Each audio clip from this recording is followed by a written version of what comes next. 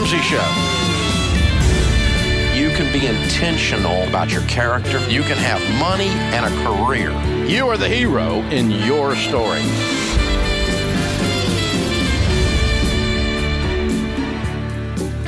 Live from the headquarters of Ramsey Solutions, it's the Ramsey Show, where debt is dumb, cash is king, and the paid-off home mortgage has taken the place of the BMW as the status symbol of choice. Rachel Cruz, Ramsey personality, best-selling author. My daughter is my co-host today as we answer your questions about your life and your money. It's a free call at 888-825-5225, and some say the advice is worth exactly what you pay for it. This is a show about your life, your career, your money, your work, your relationships, you. And we're here to help you with all of it. In this crazy, mixed up, angry world out there, there's still some people out here with common sense. And the good ones end up being attracted to this show. We're glad you're here. Open phones again, 888-825-5225. Adam's going to start us off in Atlanta, Georgia. Hi, Adam. Welcome to the Ramsey Show. Hi, Dave and Rachel. How are you both doing today? Great, man. What's great. up? So my question is whether I should buy or rent. So a little background. I'm currently serving in the Army, getting ready to move duty stations here this summer. My next assignment will be for about 3 years, and I'm just wondering what is going to set me up in the best position to buy or rent. It's a great question, Adam. Number one, thanks for your service. We appreciate that. Everyone that serves, we greatly honor you and appreciate you. And when it comes to buying a home and staying in something long-term, kind of the rule of thumb that we always use is around 5 years. So if you're going to be somewhere 5 years and permanently stay there, then investing into a home is a great option. But we've talked to a lot of military folks out there that, you know, that you guys, in essence of what you do, that you are moving constantly. And sometimes it's more of a headache to own something and try to keep that going versus just renting, because oftentimes it's short term, like you said, just 3 years. So usually the rule of thumb there is if you're there 5 years or longer, that's when I would recommend buying.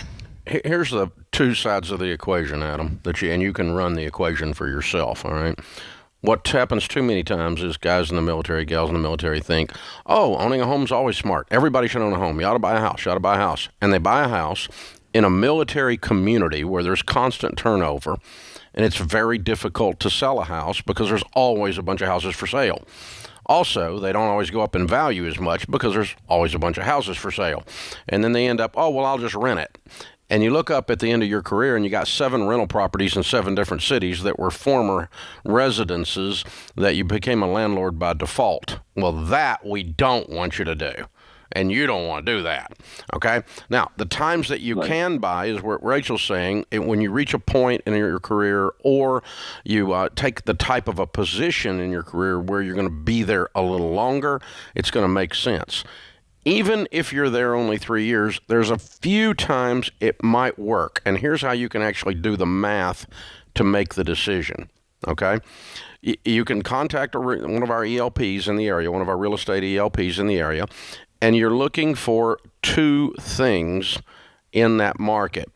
And I would go back a couple of years. I wouldn't count this last 12 months because they're weird in the real estate market. But other than the last 12 months, I would say, what is the average appreciation rate within 5 or 10 miles of the area I'm looking at? Okay? And if the average appreciation rate is 3% and you're there 3 years, you're going to lose money when you resell. You understand?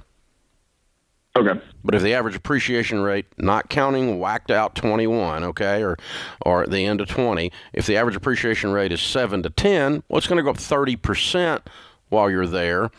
And, you know, you could probably make money, agreed? Right. But you need to be able to resell it. And that's the second statistic you're looking for, which is DOM, days on the market. What's the average days on the market on homes within a 10-mile radius of where I am looking?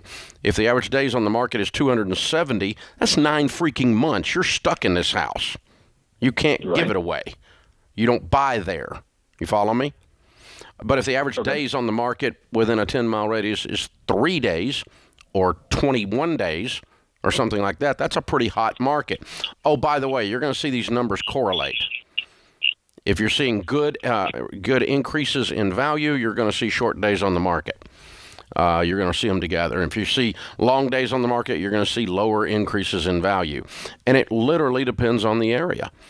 I mean, if you're Navy and you get stationed in San Diego, you probably can roll in and out of that baby and make some money. Yeah.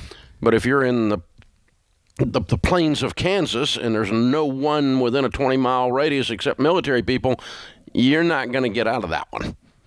You know, that's not going to be a long-term investment for you unless you're there long-term. So that's the way you can run the numbers on it and tell. But most of the time, I'd say 90% of the time when you do all that, you're going to discover, if I'm here 3 years, it doesn't make sense.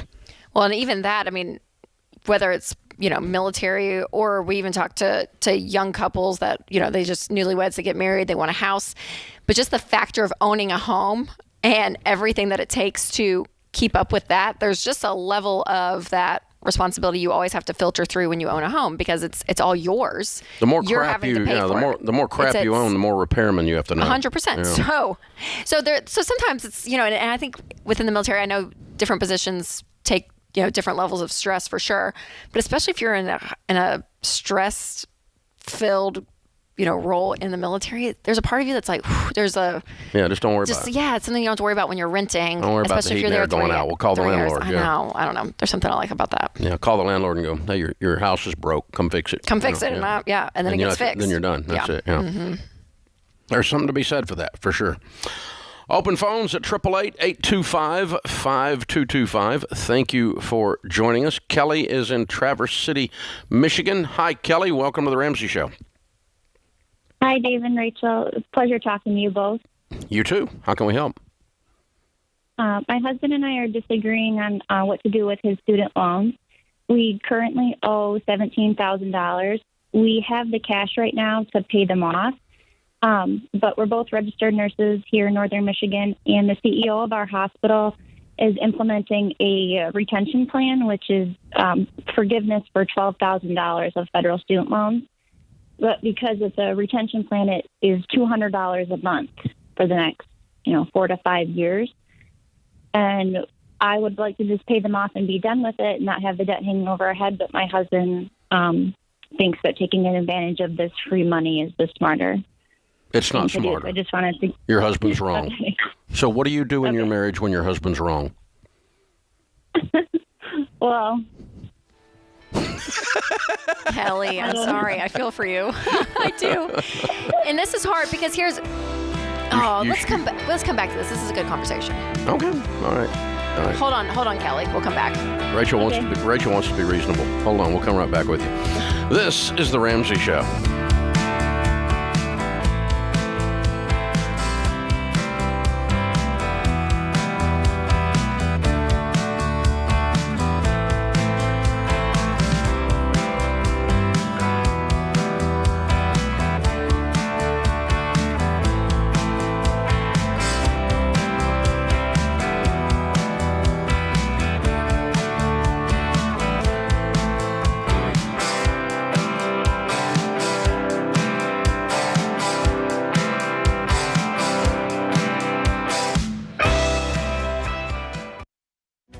If you're looking for ways to update your home without blowing the budget, I've got it. For years, I've been telling you about our friends at Blinds.com. Blinds.com makes it simple to shop top quality blinds, shades, and interior shutters from home with easy online ordering and free shipping. With Blinds.com, there's no need to renovate your entire home. Just change out what's on your windows with upscale choices like faux wood blinds, cellular, and roller shades, or even outdoor shades. Plus, Blinds.com guarantees the perfect fit, whether you do it yourself or you have them measure and install everything for you. Shop their latest looks and see how much you can save at Blinds.com today. The easy and affordable way to make your home more beautiful is Blinds.com.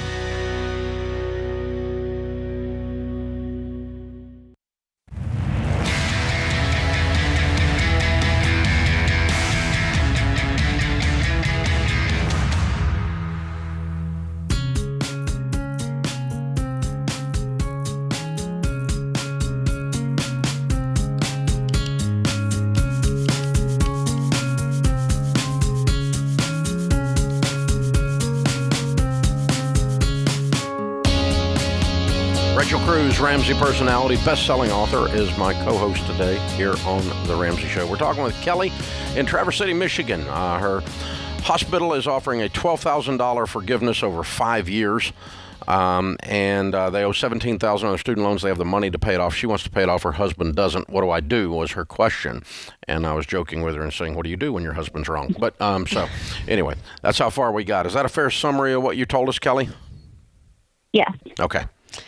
Okay, so what I was going to say, Kelly, is, and again, this is a little stereotypical, so it's not true 100% of the time, but generally men tend to lean more on kind of the logic, math side, a little less on the emotional side, right? Women I feel like can naturally go there a little bit quicker than men. So when it comes to debt and even student loans, there's this idea that, yeah, if I can just do the math, it's going to play out, right? So he's looking at the math, he's seeing the logic, and he's thinking, yeah, I mean, someone's going to pay this off. This is great. Where you're feeling on the other end, we have the money, and there's a level of probably less stress, a level of freedom that you know you're going to experience when this is paid off. Am I right or wrong? Is this correct? Right. Yeah. Yes. Yeah. So whenever couples do tend to disagree, especially when it comes to money, I think going to him, because you hesitated when he said, what do you do when your husband's wrong? So I don't know how you guys do conflict. I don't know how you come to decision making. We've only been talking for about 30 seconds. But one thing I really would encourage you to do is to go to him, and we always say, tell him your why. And that why may not make logical sense, because to him, he's thinking, I'm going to get free money and someone's going to pay this off and, X, Y, and Z. And to really unpack with him what you're seeing, what you're feeling, and why you want this paid off. And that could be because you don't want your destiny in someone else's hands. We talk about that a lot when it comes to student loans. A lot of people depend on whether it's DC or these programs that say, hey, if you work for us 10 years, we'll pay it off. Who knows what's going to happen, right? In all this time. And when you're passive and you let other people handle your future, you're letting go of really the will to go and say, I can change my life. So there could be an ownership issue that you struggle with. For you, maybe you are just stressed with just having debt, whether it was a car loan or a student loan, doesn't matter. You don't like having the debt. I don't know what it is for you, Kelly, but whatever that why is of I want this paid off because we have the money, you go to him with that first and foremost versus blaming or being accusatory. Really, when you go with that why, I think is one of the best ways to start and open up the conversation. So that is really good counsel. Let me give you let me tell you why he's wrong, and maybe that'll help too. Okay? Okay. If you told me they were going to pay you $12,000 as a retention bonus in 12 months, I'd go with him on it. But you're not. You're getting $200 a month. It's not spit. A month. Right. It's not spit. That's $2,400 a year.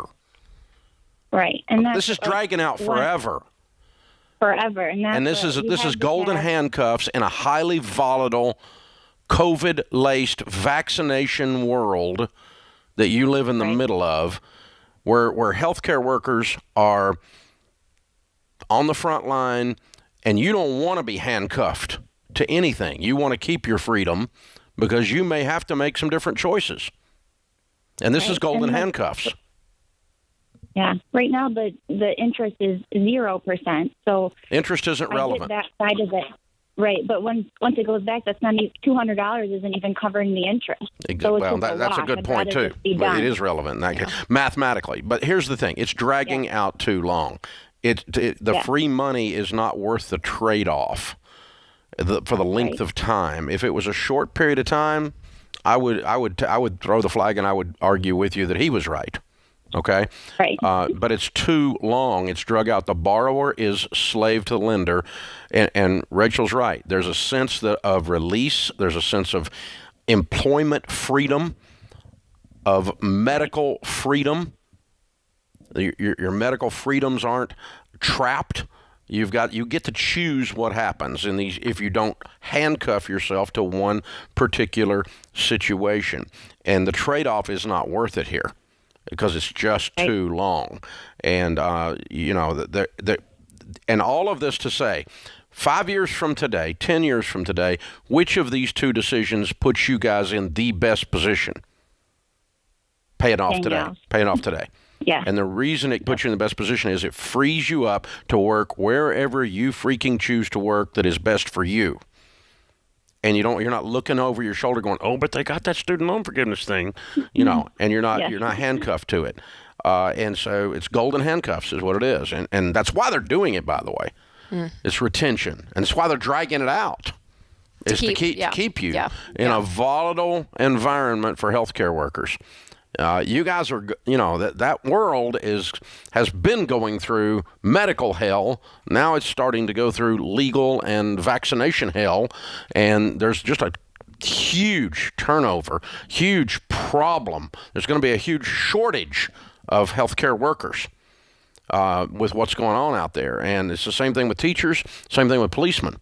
And when the teachers, the healthcare workers, and the policemen in our culture are all being mistreated at the same time, we, as a culture, we've got some issues coming that aren't going to be pretty. Yeah. And you're going to be caught right in the middle of that. You're going to be caught right in the middle of that, trapped by this one decision to get a little bit of free money. It ain't worth it, kiddo.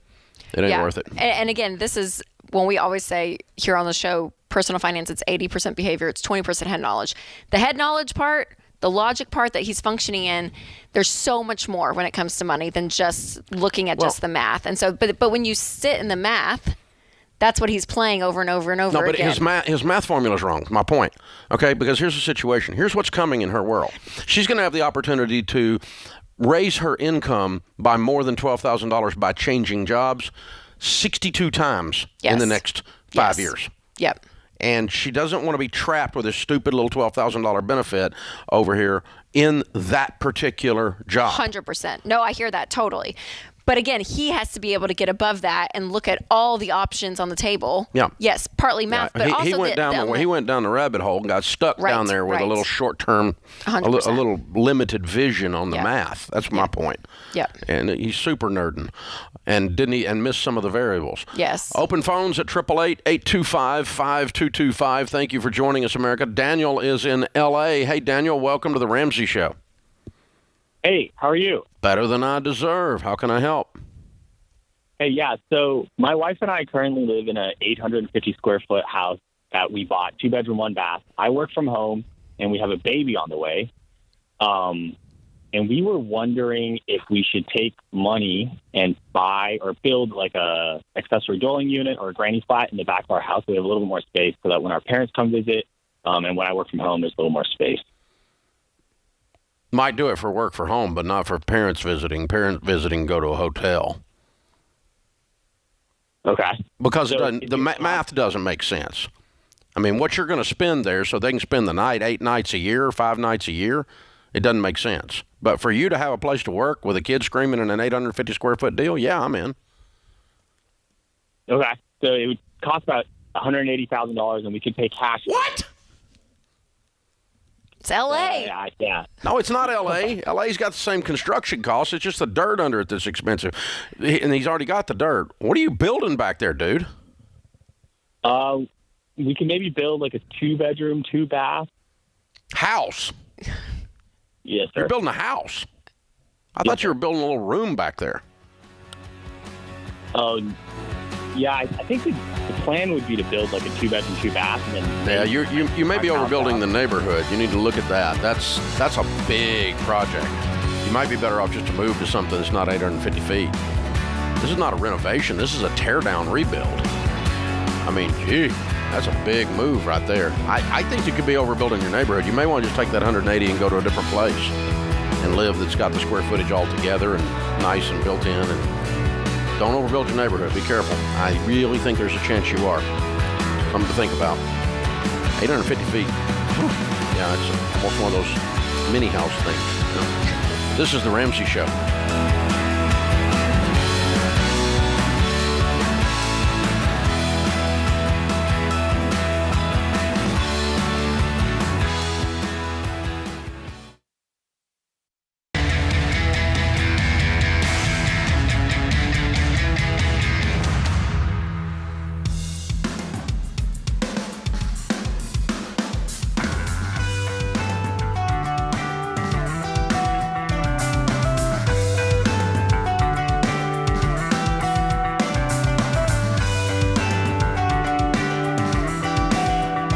book launch here, book launch week this week here at Ramsey.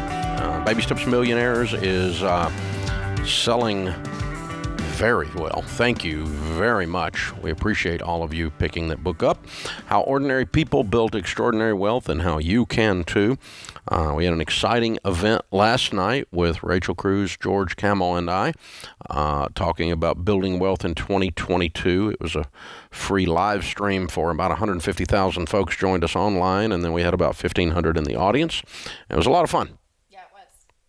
Yes, it was. It was a great event. Good stuff. In the lobby of Ramsey Solutions on the debt-free stage, Brittany is with us. Hi, Brittany. How are you? Hi, Dave. Hi, Rachel. I'm great. How are you? Better than we deserve. I like your great. T-shirt. I'm debt-free. Thank you. I like it. I like it. I like it. Where do you live? Akron, Ohio. Cool. Welcome to Nashville. How much debt have you paid off? $138,346. Dang, girl. That's Get it. amazing. Get Yes. it. Get it. How long did this take? 47 months. Wow. 4 years. And how much, what was your range of income during that time? I ranged from 57,000 up to 74,000, and then COVID kind of killed the side hustles. So I ranged about 68,000 the last 2 years. Good. Good for you. What kind of debt was your 138? All student loans. All student loans. You gave Sally Mae her eviction notice. Yes. Toss the old woman in the street. I like it. Good for you. Well done. Well done. What was your degree in? I have a master's of occupational therapy. Okay. And that's what you're doing, I assume? Yes. Good. Good for you. Okay, so tell us your story. What happened 4 years ago that started you on this whole journey to get out of debt? So I just remember standing in my kitchen, scrolling through Facebook, and my friend from high school, Emily, she posted about her debt and her debt-free scream, and I immediately messaged her and said, we have to talk. So she asked me questions and what my bank account looked like, what I was doing for retirement, and she just walked me through the baby steps, and she said, drain your account to $1,000 and stop contributing to retirement. And the next day, that's what I did.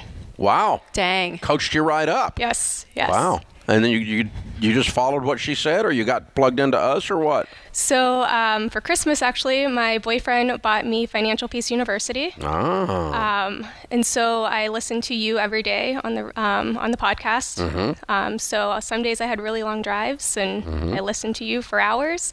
If I had a 5-minute drive, I'm still listening to you. Wow. Wow. Well, thank you. So, Brittany, that's amazing. a pretty quick turnaround just from a Facebook post. So up Yes. until that point, were you feeling the tension of the debt? Was it like, oh, I'm going to have this for, like, was it just, what were you feeling like before that? And then you kind of saw this ray of hope of like, oh my gosh, I can get rid of this. Yeah, so I actually, a couple months before that, signed for a mortgage, and my student loan was higher than my mortgage. And so that was just kind of a tipping point that was in my head, like, this is going to take me forever to pay off. And then the website of your student loans is great, and it shows you the chart of how much you'll actually pay off with your terms. So it was $270,000. Oh, wow. Yes. And Wow. so I saw that, and, in 2 years, getting out of grad school, my debt was $127,000. And then when I started being intentional, it jumped to $138,000. Wow. Dang. So it was just kind of, I'm going to have these for the next 20, 25 years. There's no way out of this. And yes, And that's what you're doing for somebody today. I hope so. Somebody's watching this debt-free scream right this second, and they're going, wait a minute. It doesn't have to be this way. I can get out. I can be free. I can be free. It's hard, though, isn't it? It is. It's a long 4 years. Yes, yes. What was your best side hustle? Personal training. Ah, that Yeah, makes that's sense. Occupational therapy. I bet you're a great trainer. You Yeah. actually would know what the flip you're doing. That's cool. Good for you. What was done. what was the hardest part for you? It was a lonely journey because you have your friends going out buying stuff or inviting you out. And then you would just watch the numbers sometimes stay stagnant. So I remember I saw the debt I was working on was $80,000, and but how the loans work, they're little tokens. So you have like the little loans in between, but you see one going down while your other ones are just kind of staying there. So I saw one loan just stick at like $60,000 for a long time, and I'm like, this is never going to go away. That is hard, and it can. I mean, it would feel isolating, right? I mean, when you're doing it by yourself as you're single, right? And you're Yes. like, in that, and there's a blessing and a curse to that, right?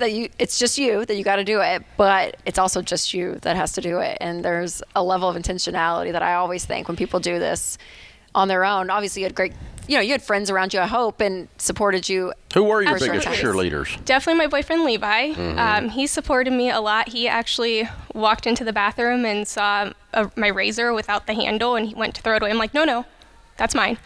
And he's like, it has no handle. I'm like, it's fine. Like, so then, like the next month, he like bought me razors, and he's like, here, please. Like, This is pitiful. Yes. This is really pitiful. You need a razor. yes, like please, like put this in your budget. So he definitely was. And whenever I would get too zoned in, and like every single quarter or penny, he would reel me back in and be like, it's okay. You're going to make it through this. Yeah, that's good. Yes. That's good. Good balanced. Yes. I like it. Well done. I'm proud of you. How's it feel to be free? Amazing. I'm just working through baby step 3 now, and that's harder than baby step 2. I know you guys say that a lot, and it's a few months, but it's hard because you don't have that debt anymore. Yeah. And Yeah, you're it's still a- saving to get to it, but Yeah. it feels so great that I don't have that lurking over my head. Absolutely. I mean, $138,000 is gone. That's pretty stinking incredible. Yes. Well done. Very cool. Good job. Good job. Good job. What do you tell people the key to getting out of debt is? You have to be intentional. You have to follow the budget. Dave, you talk about when your wife has a feeling. I remember I had a feeling one January that I was going to come into a big expense. And I was like, okay, I'm just going to hoard all my money, see what happens. And then March came and my car broke down. And, you go to different car places, and they're just, you just feel slimy when you go to leave. And I found a car from a reliable guy, and it was the exact amount I had saved up, minus my $1,000 emergency fund. Wow. And I was like, done. That's awesome. Did the trade, loved it.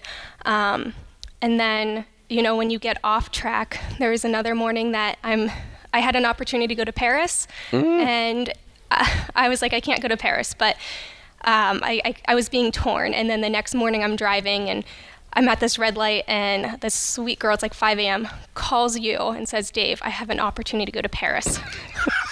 And you are yelling at her like, no. And I'm sitting there at the red light like, Dave knows. He knows right now. And then the next month, a pandemic occurred, so I couldn't go anyways. Oh, wow. But, it was just like the universe is just kind of telling you when you're intentional. But when you're not, you can just, I've had those months that I found $100 and then it's just gone because, it's like it wasn't budgeted and it was spent. Yeah. Way to go. That's very cool. I love that. That's a great story. Oh, so fun. Well, we've got a copy of Baby Steps Millionaires for you because for sure that's the next chapter in your story. You're amazing. Thank you. You're a force of nature, kiddo. And also a copy of the Total Money Makeover for you to give away and get somebody started because you never know who's going to call you when you post this debt-free scream on your Facebook. You never know. Right. So well done. I'm proud of you. Good stuff. That's Good awesome. stuff. Well done. Congratulations. Thank you. Brittany, Akron, Ohio, $138,000 paid off in 47 months, making 57 to 74. Count it down. Let's hear a debt-free scream. Okay, 3, 2, 1. I'm debt free! Amazing. This is how you get it done. Yeah. Wow. So great, Brittany. Congrats. This is The Ramsey Show.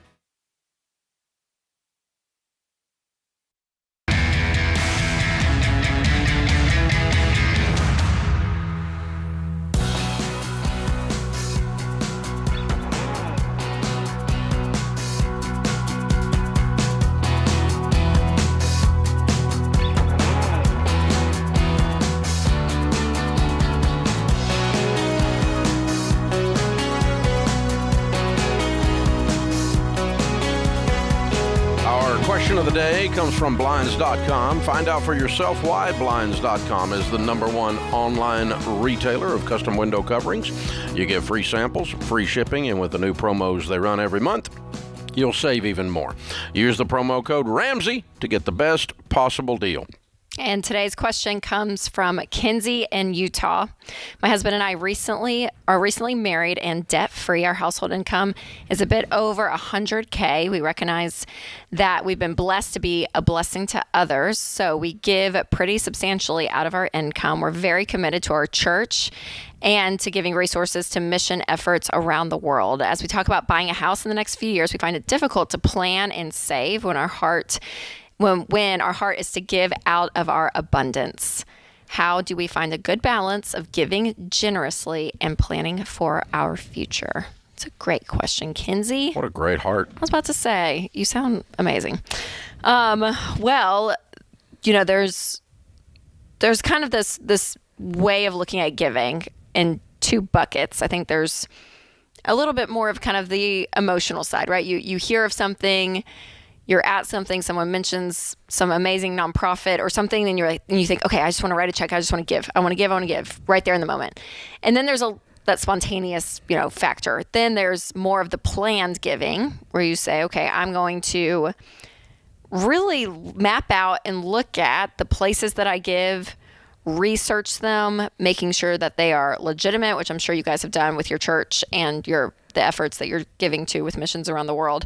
But you're strategic on the amount too, that you say, okay, here's our budget and here's what we're going to give to. So neither one necessarily is right or wrong. I think that leaning toward that planned giving though, Kinsey, is what I would encourage you to do, to say, hey, sit down and actually put numbers to what's going on. Because if you are budgeting, and you guys are debt free, so you're going to be able to have more margin to give, which is amazing. And to say, okay, we want to give, I don't care what it is, 20, 25%, 10%, 12%, whatever you guys feel like, okay, this is a good amount for us to give, and plan that, and then say, okay, out of that and out of our budget, how much do we have to save for a down payment on a home? And then just map it out over the next couple of years and see where that gets you, because both are great. Saving up for a down payment on a home is awesome, and giving generously is amazing. But you guys need to put a little bit more detailed planning around it so that you can make both happen instead of kind of just, it sounds a little bit on a whim, some of your giving.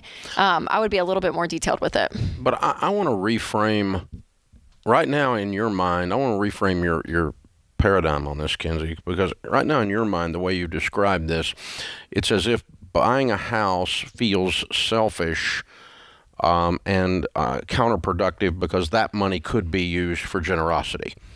And it feels like these two things are competing with each other.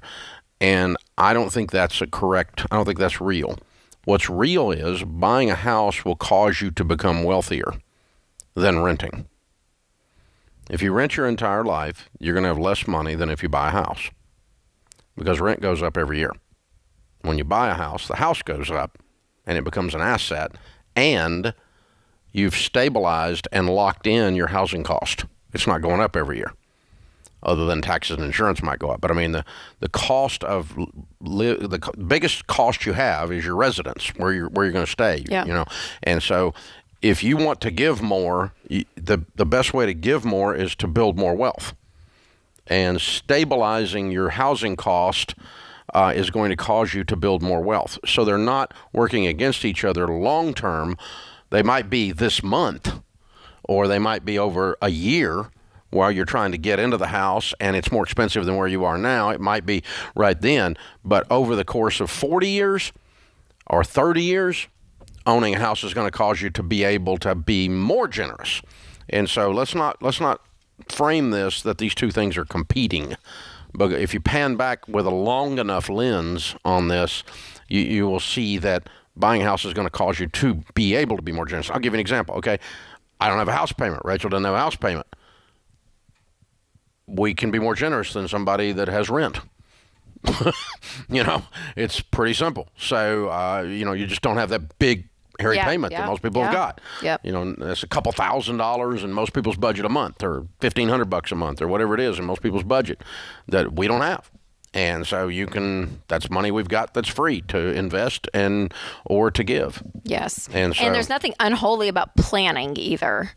Right. Because there's a little bit The mind of man plans his ways, and the Lord directs his steps. Yep. The Scripture says that. So there's a level of being a good steward in this too, Kenzie, of you guys sitting down and actually planning what's happening. Yeah, and we plan our impulses.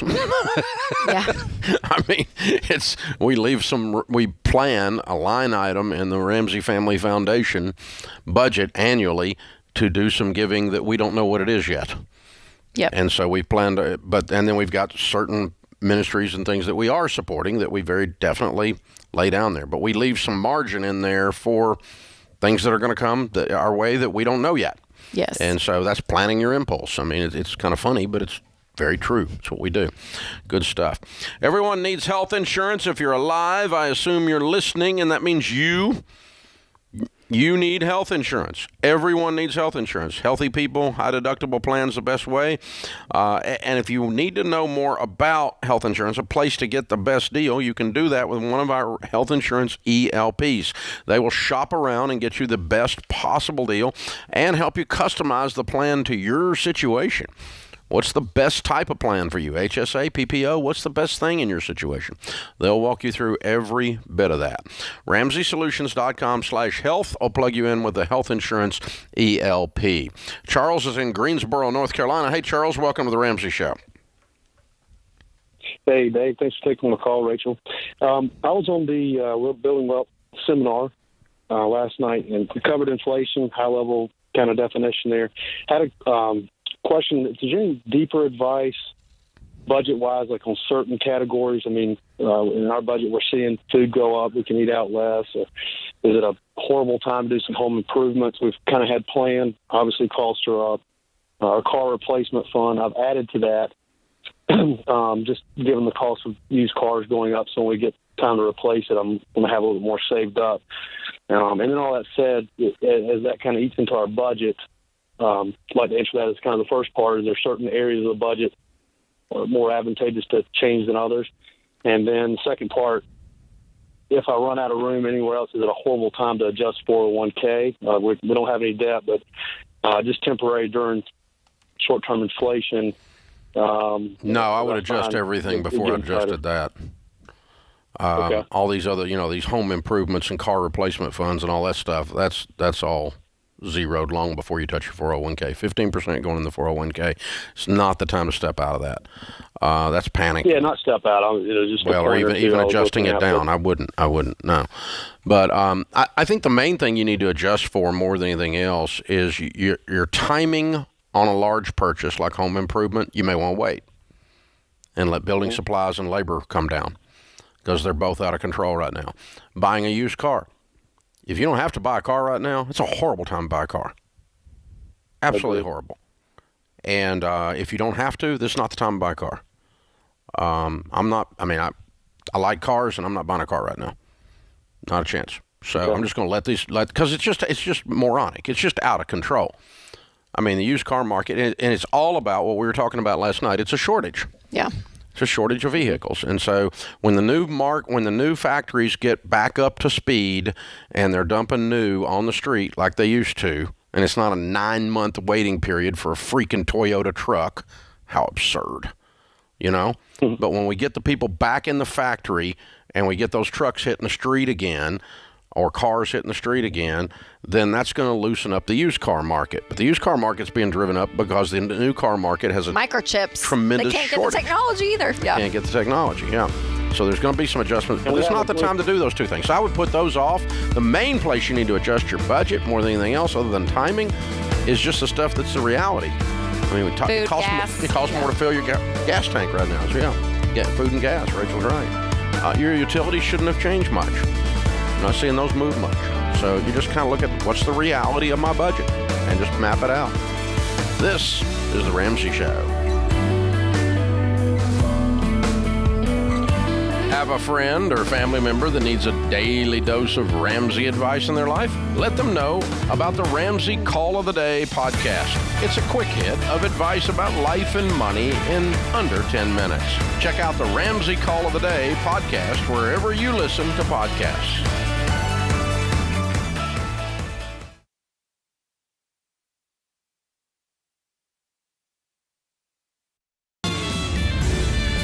can be intentional about your character. You can have money and a career.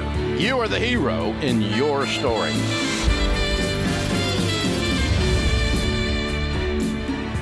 Live from the headquarters of Ramsey Solutions, it's the Ramsey Show, where debt is dumb, cash is king, and the paid-off home mortgage has taken the place of the BMW as the status symbol of choice.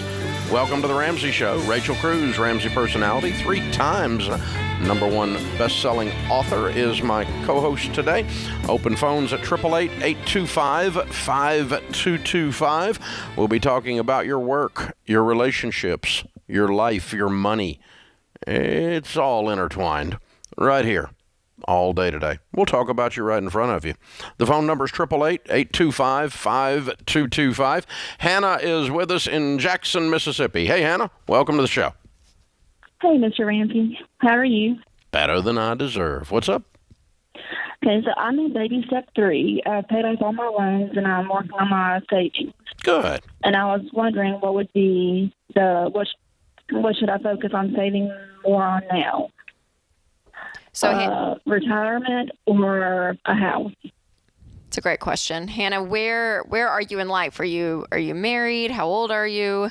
What's your current status? I'm 27. I'm single, and I live at home with my mom. I'm currently a teacher, and I don't foresee getting married within the next 5 or 10 years. Okay. And is buying a home something that you want to do soon? Is it something that you're looking at? You're like, I would love my own place. What, just the situation of your living. What are you wanting? It is within probably a couple of years, not immediately. I'm kind of wanting to stay home for like a year or so. We had a tragic event that happened in our life recently, so I'm not trying to get out of the house right now. Okay. Is it just you and your mom? Yes. Okay. Then I think that's wise, especially when something big happens, a big change in life. Pausing and waiting, I think, is good to kind of grieve or go through that process before jumping into a big purchase like a house. So for you, knowing that it's there on the horizon, I would map out and look to see, okay, what kind of home would you look at? What is something that you think you would probably settle in? What is that going for right now, even though I know this could change in 2 years? And kind of just run some numbers to see, okay, how much would it take to save up 10% of that? Would it take a year? Would it take 5 years? And map it out, because that also could give you part of your answer. Because if it's going to take, 3 years to save up for a down payment, then you may say, okay, I'm going to just start saving for that right now and hold off on retirement, because I know in 3 years I probably will pull the trigger and, go ahead and buy a home. But if you think, okay, I, don't even want to do that right now, you could go ahead and start dipping into retirement and putting 15% of your income there, and then pausing that down the road when you think, okay, I really do want to save up and pay for a home. How old are you? I'm 27. What's your income? I'm a teacher. I make about $2,000 a month, so I bring home about $24,000 a year. As soon as you finish your baby step 3, I'd start saving for a house. Okay, right now I do have $31,000 in savings. Okay, is that not your emergency fund? That's a big emergency fund. Well, kind of with the event that happened, my mom was able to give my brother and I each the money. So after I paid off all my debt, that's what I had left. Okay, I would separate that out between down payment for a house and emergency fund, and you're done with baby step 3. You just allocate some of that as your emergency fund, maybe, I don't know, 10,000 of it or something. And then you got 21 towards your down payment on your house. And then I would just work on your house down payment for the next 2 years. After 2 years, if you still think it's going to be a while, you could stop saving for a house at that point. And, but your income is so low that you're going to want to go ahead and start chipping away at this down payment thing. Okay. And are you positioned where that income is going to change pretty dramatically quickly? That sounds awfully low for a teacher. It is. The state I live has one of the lowest teacher salaries. But I think the House is voting within the next few days to increase it. And if that goes through, my salary will increase by about $6,000 a year. Okay. All right. I'm going to keep working on that side of the equation as well if I'm you. But there's not a lot you can do to actually make it happen. But that's a concern. That's a concern because the average household income in America today is $65,000, and you're sitting at 24 take-home pay, which means you're making about 30. And so, that's what you're looking at. So, yeah, I'm going to go ahead and just start piling up money out of this.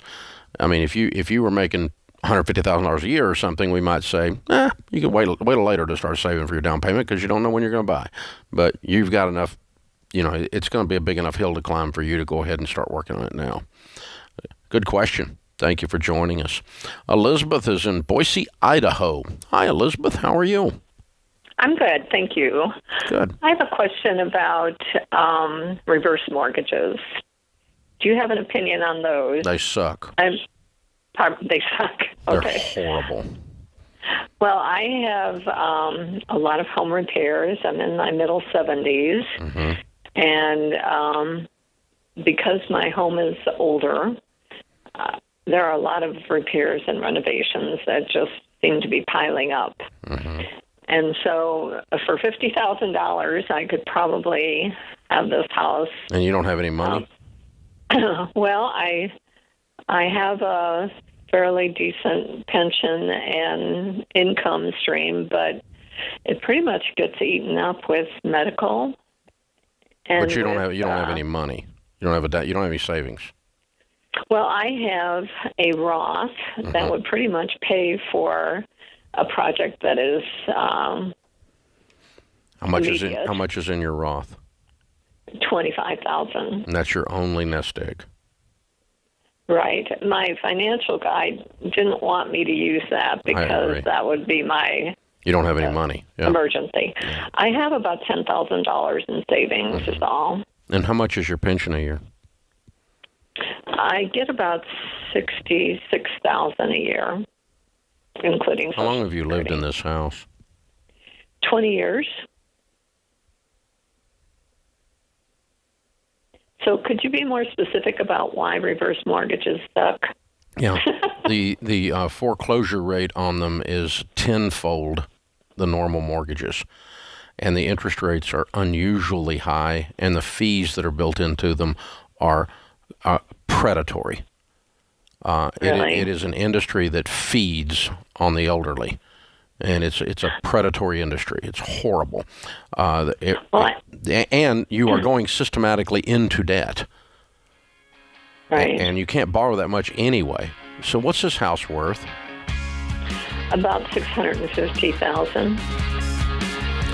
I'm going to give you some heartbreaking advice that you're not going to like. If you were my sister, I'm 61, I would tell my sister, I love you, sell your house. I wouldn't repair it. I would sell it. I would move into a nice, modern $400,000 house and bank $250,000. That's what I would do.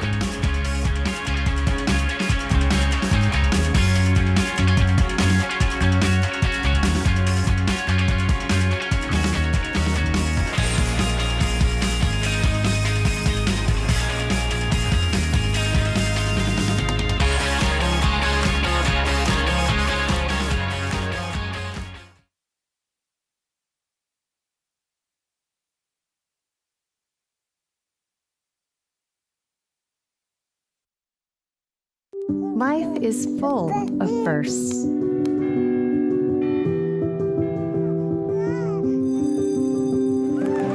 As the first and longest-serving Christian health cost-sharing ministry, CHM has shared medical expenses for its members since 1981. We believe you should have the freedom to focus on your health while being supported by a community of believers, giving you the opportunity to create many more firsts.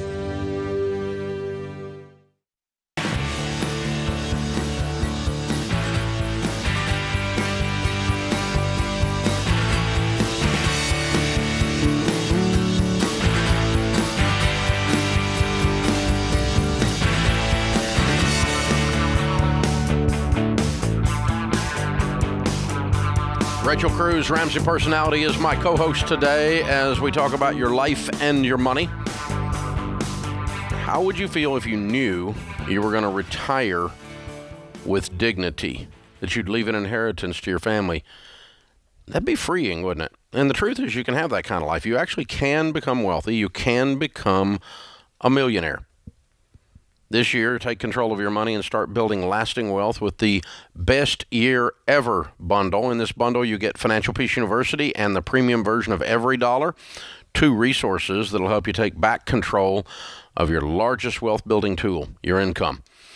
And you'll use a copy of the brand new book, Baby Steps Millionaires, to learn the right way to invest to get to $1 million net worth. And what you do right now is impacting the kind of life you're going to have later. So the good news is you get to decide what that life looks like. Get the Best Year Ever bundle going to RamseySolutions.com/best. That's RamseySolutions.com/best. This is the Ramsey Show. Rachel Cruz is with me today. We're talking about your life and your money. Open phones at 888-825-5225. Mark is in Miami. Hey, Mark, welcome to the show. Hi, good afternoon, Mr. Ramsey. Thanks for taking my call. Sure. What's up? So I have a question regarding my and my wife's student loan situation, the best way to approach it. We do have a large amount of student loan debt.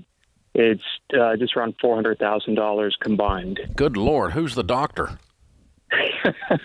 Well, I'm an attorney, and I've been out of school for about 6 years. My wife just graduated from nurse anesthesia school this December, and so I have approximately $250,000, and she has about $150,000. Please tell me both of you have wonderful incomes as a result of this.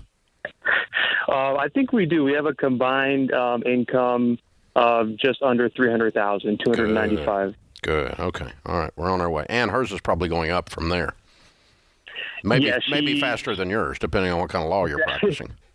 Definitely faster than mine, yeah. Okay. Well, and so, go ahead. Well, no, I was going to say, I mean, that's part of the ray of hope in the story with $400,000 in debt, though, is that your income, it's a big shovel. You guys have a big hole, but you got a big shovel. And so being able to attack the debt with this, you guys will make good progress in a much faster, obviously, period of time than... You know, the average household income in America is $65,000, right? Yeah, no, we're definitely in a good spot. And I know, but my point is, what if you lived on that? That is a good point, yeah. That would be like $200,000 a year towards your student loans, and you'd be done in 2 years. Yeah. So that's a very good point, a very good way to look at it. That didn't sound real convincing. Mark's not It's a hard pill to swallow. It's a hard pill to swallow, But, it is, but you signed up for this trip, brother. Yeah. No, you're What's the other factor, right. Mark? I interrupted you. You were about to talk, and I interrupted earlier. So is there another factor to this? Yeah, it was just how you all would recommend approaching it, because we have 2 sets of loans, and as you all are aware, with these loans, they're individual per semester or per section of the school, so they all have different principal amounts and different interest rates. And is there a way that you would recommend approaching that as opposed to... I would just list them smallest loan to largest loan. But more than anything, what you guys need to do is you need to really say to yourself, do we want to screw around with this mess for 10 years? Or do we want to go scorched earth where our lawyer and doctor friends think we've lost our minds and be done with this fast? I will tell you that your probability of getting out of debt and becoming extremely prosperous increases by every year you cut off this get out of debt plan. Understood. So I would be if I woke up in your shoes knowing what I know, I'd be Band-Aid off, rip it off guy. We're doing nothing. We're not going on vacation. We're broke. Yeah, we're a lawyer and a nurse anesthetist, but we're broke. We are $400,000 in debt. We are broke. And this is the way I start talking to myself and go, no, we're not buying a car. We're broke. No, we're not going on vacation. We're broke. No, we're not going out to eat. We're broke. We're going to live on $65,000. I don't really care what your stupid friends think. I'm getting out of debt. Because, dude, if you get rid of this, you know what you got? You got a $300,000 going on a $400,000 income with no debt. You're going to be so stinking wealthy, you're going to be able to do anything you want to do the rest of your life. That's how I would approach it. That's how I'd approach it. No, I appreciate it. Yeah, looking at the long game, looking at the end. Yeah. The end game. And the problem is, in your world, it is so, in lawyer world, doctor world, nurse world, it is so normal to walk around for a decade with this backache. When you make more money than 98% of the people out there walking around, and they I got to tell you, man, I meet broke attorneys all the time. Mm-hmm. And they just, because they've normalized it, that this is okay. And when other people in other industries look at it and they just freak out going, oh my God, he's got, but in your world, it's just normalized. And if you're not careful, man, because you're running around with a bunch of people who on the financial side of things are stupid. They're stupid. And they're keeping these loans around, and it's just a way of life. It's just part of it, and they walk around with this backache. Man, you ought to get fired up, and I want you to be a weird lawyer. And it would be interesting, Mark, the exercise of getting just a investment calculator out and saying, what if we invested our student loan payments? So just say you did this plan, right? You went 2 years, scorched earth, paid it all off. And then you took what is your student loan payment every month and put it in an investment calculator and just play it out. It's tens of millions of dollars. Play it out and just see, okay, what could it look like? This is what it's costing you. And for a short-term sacrifice for what you guys could do, I mean, it's amazing. And I think what would be hard too is with this income, the pain probably isn't really there. It's not like... Oh. So you have to almost create this urgency, even though you're not feeling it. Like I even hear it in your voice, Mark. There's not an urgentness. I'm more scared for you than you are. So find the why. What is it? What is it about this debt that's going to piss you off and say, man, if we had just paid it off earlier, what would we have done? Right? Like run all the scenarios, look at all of it, because you guys could have a lot of money, which is awesome because you can do a lot of fun stuff, help a lot of people. Your life could really be different if you just said, hey, what if we got rid of this debt, this massive... The difference in what I'm talking about and what you're thinking about is $10 million. That's the difference. You need to get that in your dadgum head, man. Because you're gonna screw around with this thing and you're going to normalize it and you're going to keep your stupid lawyer lifestyle while you're broke. And you're going to take 10 years to do this versus 2 years to do this, and the difference is $10 million. That's what it's going to cost you. And what the money should have done, that's fabulous income, should have become what you could have become, but you've got to pay a price to get there. And here's the interesting thing. You and your wife have the unusual ability to delay pleasure for a greater gain. We know this because you went to law school. That's while everybody else finished their undergrad and went to work. But you delayed pleasure for a greater gain. She went to anesthesia school. You delayed pleasure for a greater gain. And that's all I'm trying to get you to do is apply that level of maturity to the math on this money situation. And if you do that, dude, but if you get doctoritis, where you come out and have to look like you're a dadgum rich lawyer when you're broke. And Miami may not help either. You're not living in Des Moines. There's a flashiness to Miami, which is fun, but the culture to it, you're going to push back. You're going to get a lot of pushback. Stay out of Miami Beach. A lot of push. Yeah. This is the Ramsey Show.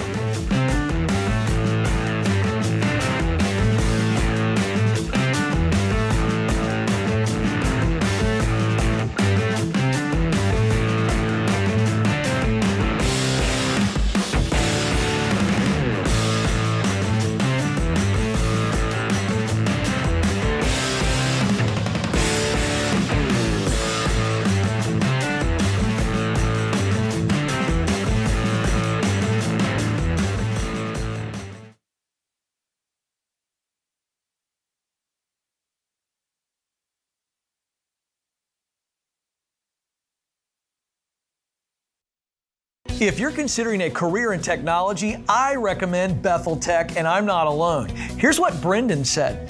Before Bethel Tech, I was driving Uber. Within 4 months of graduating, I got a job paying $60,000. About 2 years after that, I got a remote job that pays me $130,000, all thanks to what I learned at Bethel Tech. You could be next. Get started today at betheltech.net and get $1,000 to $2,500 off of your tuition. Again, it's betheltech.net/Ken Coleman.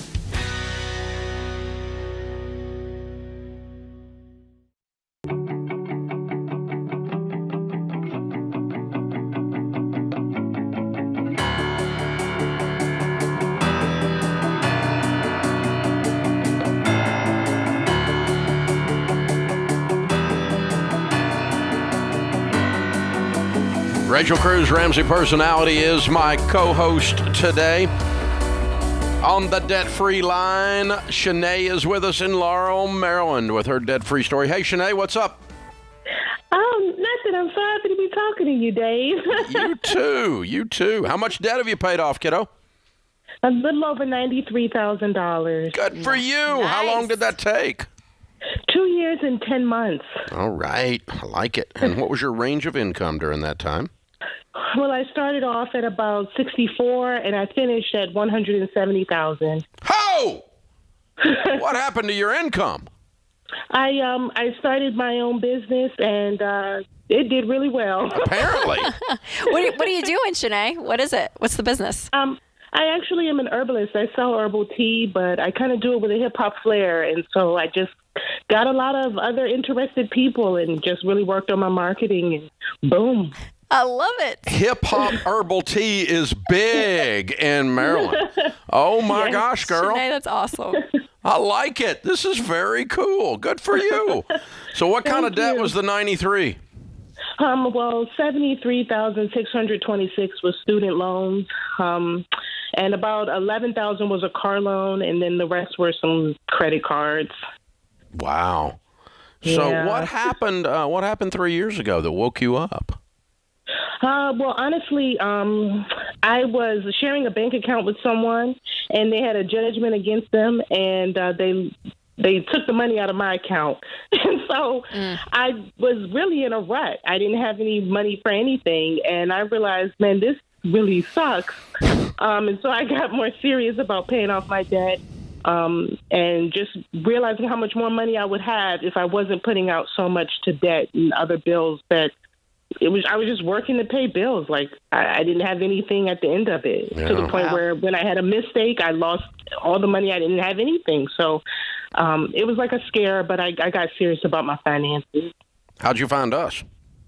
The Total Money Makeover, I used it to pay off my very first car after college. And then I guess I chucked it away, Dave. And I got more debt and didn't use it for paying off my student loans. But it worked to pay off my first car. So I said, let me try it again. Even though I'm worse off now, it should work. Okay, good. It's awesome. Good for you. How old are you, can I ask? I just turned 34. Congratulations. Well done. Thank you. That's amazing. Absolutely incredible. Well and done. from start, I mean, like what happened to you 3 years ago and your bank account's wiped out. I mean, all of it. I'm like, whew. I mean, you started from the ground up. I mean, you've done this. It's amazing. And started your own business. I mean, it's incredible. You have an amazing story. Oh, thank you. You put God first. Amen. Nothing you can't do. Yeah, that's Amen. right. That's Good right. for you. Good for you. Well done. Okay, now that you've done all of this, will you go back in debt again? Oh, I need therapy. I've got PTSD. I need like a You need some good herbal tea. yes. I know a girl, by the way. She can hook you up. Funny. Yes. Oh, man. So I'm done. I'm done with that now. Forever. I'm And you're saving done for a house. combining accounts with people that hadn't got their crap together.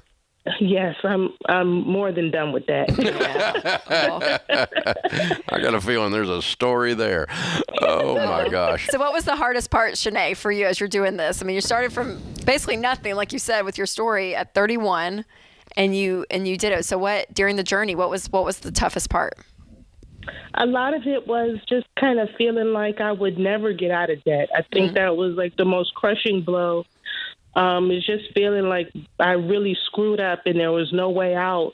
But there is a way out. You just got to work the plan and work your hardest to make more money and be diligent about paying off your debt.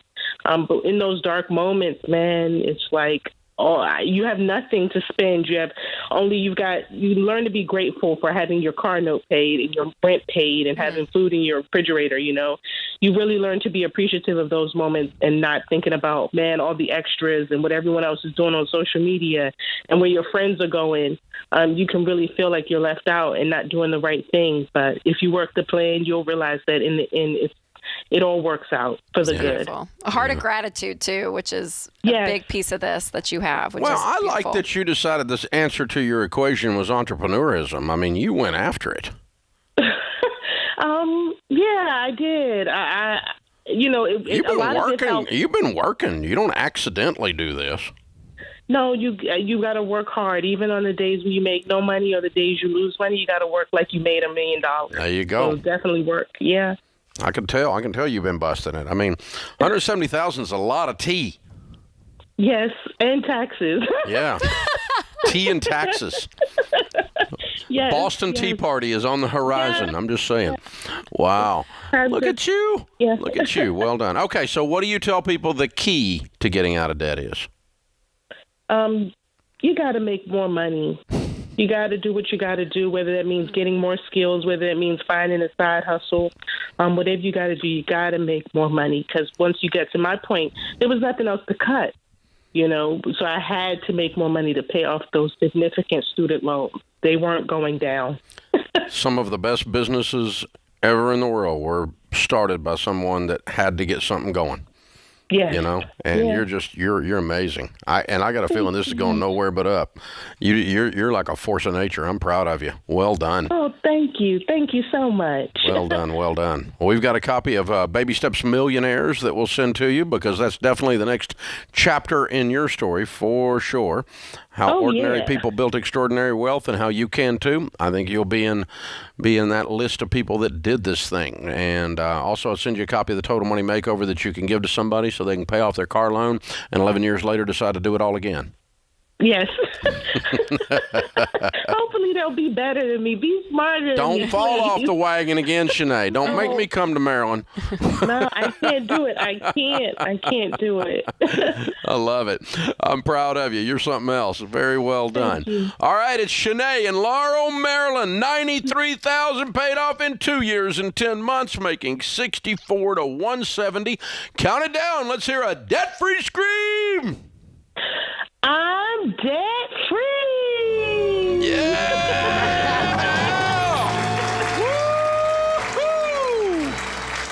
This is how it's done, ladies and gentlemen. Oh, my goodness. That's fabulous. I love it. I love hearing people's stories because either the equation of cutting expenses is a big part of their story or making the income. Because some people are like, oh, gosh, we were spending like nuts. We just cut nothing and we had all this money. We were able to throw out the debt, pay it off. And for her, she's like, I cut everything. But I had to make more money. It's interesting which part of the equation people gravitate towards or for their specific situation, what they need to do the most of. Well, if not both, but. We don't know what happened with that account that got messed up, but what we do know is that there's a whole lot more happened with Shanae, and there usually is, than simply going, oh, I think I need to pay off some debt. Her whole way of looking at life was transformed. Yeah. It had to be. I mean, she had to get different people in her life and get the wrong people out of her life, the right people into her life. She changed her way of looking at her career and her income. Boom, here comes this business out of these ideas. This is a whole abundance idea rather than a scarcity thing, which is exactly what you're talking about there. And you talk about that in Know Yourself, Know Your Money, as a matter of fact. Yeah. But she transformed, and then and as the debt was leaving, and it was necessary for her to do that, for the debt to leave, it was a whole lot more than simply, I'm going to change the way I handle my money. That's right. Her That's whole right. life turned over. Yep, And absolutely. in a good way. And that happens so often, and it runs parallel. That's why we hear people losing weight while they're getting out of debt. We hear people whose marriages are healed while they're getting out of debt. And it's not that getting out of debt is magical. It's just that you're affecting your relationships and your behaviors so positively all at one time. And there's this massive move in your life. Good stuff. This is The Ramsey Show.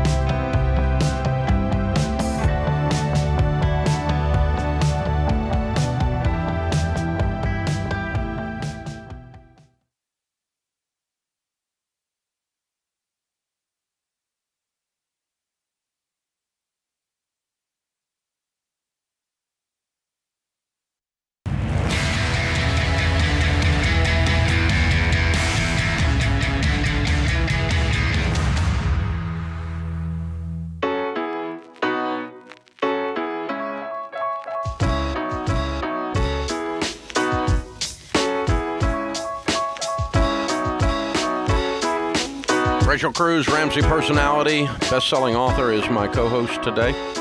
Open phones at 888-825-5225. Anastasia is with us in New York City. Hi, Anastasia. How are you? Hi, Dave and Rachel. I'm better than I deserve. Cool. How can we help? So, me and my husband were huge fans. Currently, we are refinancing our 30-year to a 15-year. We've been working with a lender. We signed an initial disclosure with them in December. They got back to us with a 2.75% interest. Our current bank is offering us the same or possibly a lower rate, but we also get a SEMA tax, which adds up to about $7,000. My question is, should we, is it moral to stop working with the bank that we've been working with since December and stay with our current bank and get that ball rolling, or should we not take the free money for some reason? What is the free money from your bank? I didn't understand. SEMA is in New York State, there's like a transfer tax. So if we were to stay with our current bank, we don't have to pay the $7,000 transfer tax we would have to pay with any other bank. So to record the mortgage?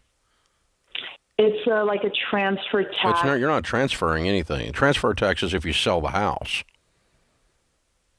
Are you sure? Yes, I'm sure, because we've also talked to another lender who was trying to get us a SEMA, but he said that our bank is slow on it and that it would take 12 weeks to close, and we don't know what the rates would be like in 12 weeks, and to lock in the rates for 12 weeks might not make sense to save the 4%. So another lender can offer to pay the transfer tax. Is that what you're saying? Yes, but they're also not going to pay all of them. So the best option that we've come to after talking to 3 lenders is either staying with our current bank and doing the whole application and everything from start, or to keep going with the bank that we started going with. Your current bank really shouldn't have a bunch of application and stuff. They've already got a loan on the books. Right. Who's your current lender? Our current lender is M&T Bank. Okay. All right. And so it's $7,000 cheaper for the same mortgage, but you have to start the process over. Yes.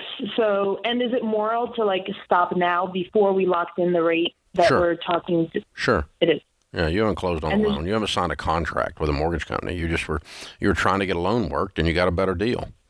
That's not right. But then, can they charge us attorney fees or anything? We haven't paid anything. No, you don't. You didn't sign a contract.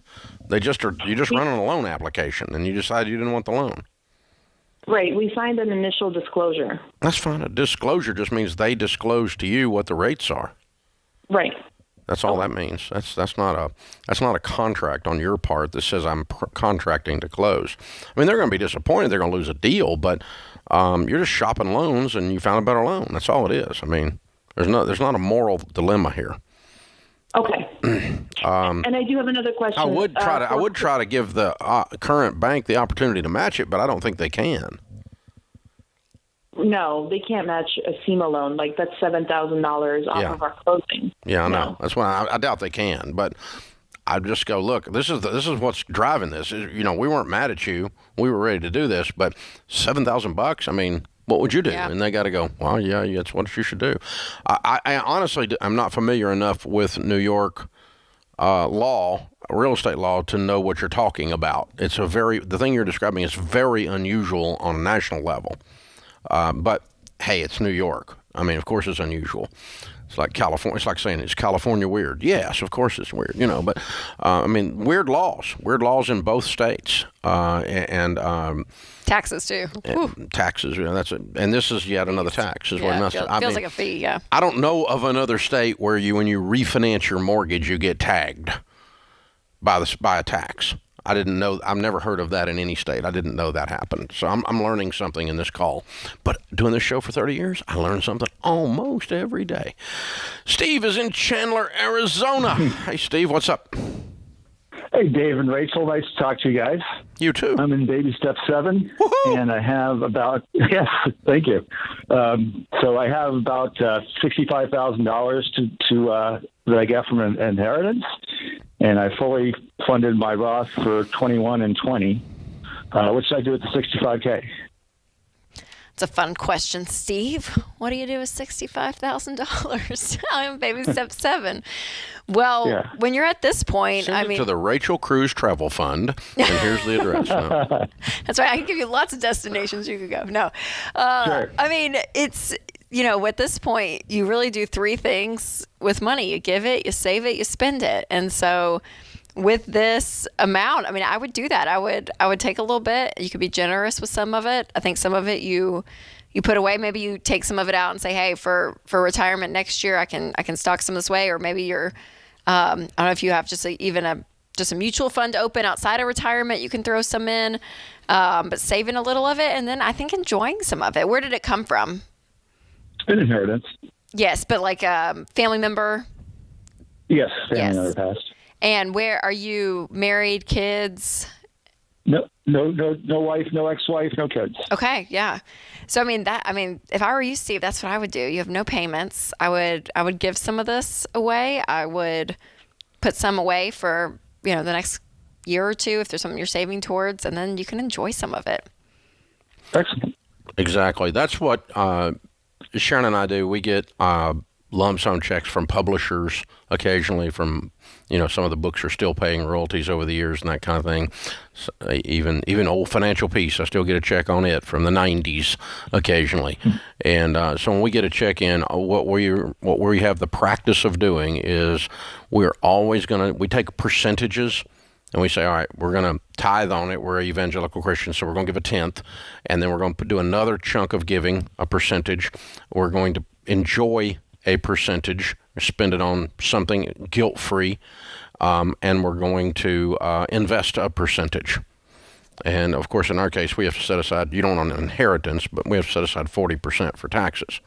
So before we even start talking about this. But that's, we teach people that high net worth people, when they get lump sums like that, to always just give every dollar an assignment. And it helps if you're going to be doing this regularly. Now, hopefully you're not going to be getting inheritance regularly. That would mean bad things for your family. But I mean, if you're going to get a lump sum regularly, folks, you just set yourself up a formula. So I've already got a formula set that, when I get a check in, it's like that percentage goes there, that percentage goes there. Plug it in. And so if it's, doesn't matter what the amount of the check is, it's still laid out there. Okay, so that's a good point you made. You said, you're not going to get taxed on this inheritance. There's no tax on inheritance. Right. But the gift tax, there's gift tax, the different lump sums. There would be gift tax if somebody gave you money. Yes, if they were still living. But that's on the giver, not on the receiver.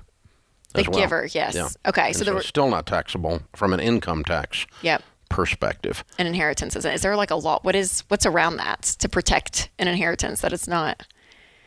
Well, there is a tax. They don't see it as income. There is a tax, an inheritance tax, but it's up if you're over $20 million on the estate. There's an estate tax, federal estate tax. Now, local most states have a probate tax as well when the will is probated, and that sometimes can be as much as like 5%, which is pretty substantial sometimes. So, but again, that when the estate is settled, that money is paid out of the estate. So when you send a check to the person who inherited money, it's already netted out. It's already done. Yeah, so you still don't have any taxes. In that case. Even the federal estate tax, you don't have it, but it does come out of the estate before you, or it should come out of the estate before you distribute to the heirs. But land is different, though, right? Because but when you inherit land, you have to pay the tax on it. The value of the land is there. Same thing. Is in that. Okay. Same thing. Stock, any of it. It's. But what's the whole thing? I mean, I feel like I know about family members that have inherited land and they can't keep the land because they can't pay the taxes on it. Because it's too much value. But that's different. Huge value. That's different in an inheritance. That's it is inherited. Well, they can't pay they can't if it's like a huge family ranch, like these huge ranches are being broken up, family farms, because they're worth over $20 million. Oh, but it still has to be over that $20 million. And the taxes can be as much as 55% on that. So, because we must punish rich people, it is a rule in America. This is The Ramsey Show.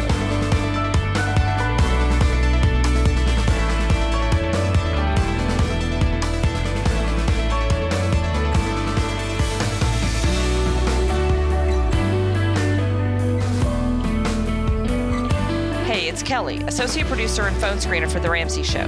If you would like to do your debt-free scream live on the show, make sure you visit theramseyshow.com and register. We would love for you to come to Nashville and tell Dave your story.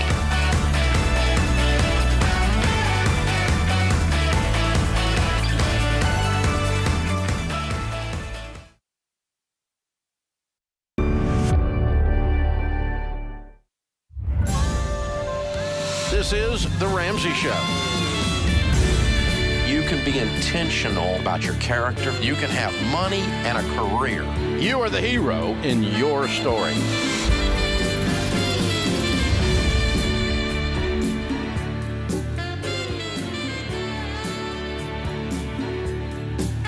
Live from the headquarters of Ramsey Solutions, it's The Ramsey Show, where debt is dumb, cash is king, and the paid-off home mortgage has taken the place of the BMW as the status symbol of choice.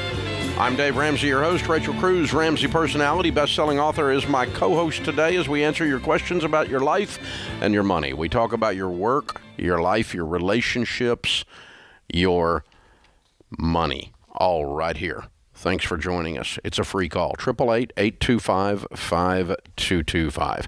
Chris is with us in Columbus, Ohio. Hi, Chris. Welcome to The Ramsey Show. Hi, Dave and Rachel. Thanks for taking my call. Sure. I was calling in to ask about saving up for my son's future. So my wife and I are currently on baby steps 4, 5, and 6. Mm-hmm. And in the fall, we opened up a 529 for our 9-month-old son. Fun. Good for you. Way to go, Papa. Well, thank you. And we actually found out over the holidays that my grandma wants to contribute $25,000 to my son's future. She's not super specific with how she wants that money to be saved for him.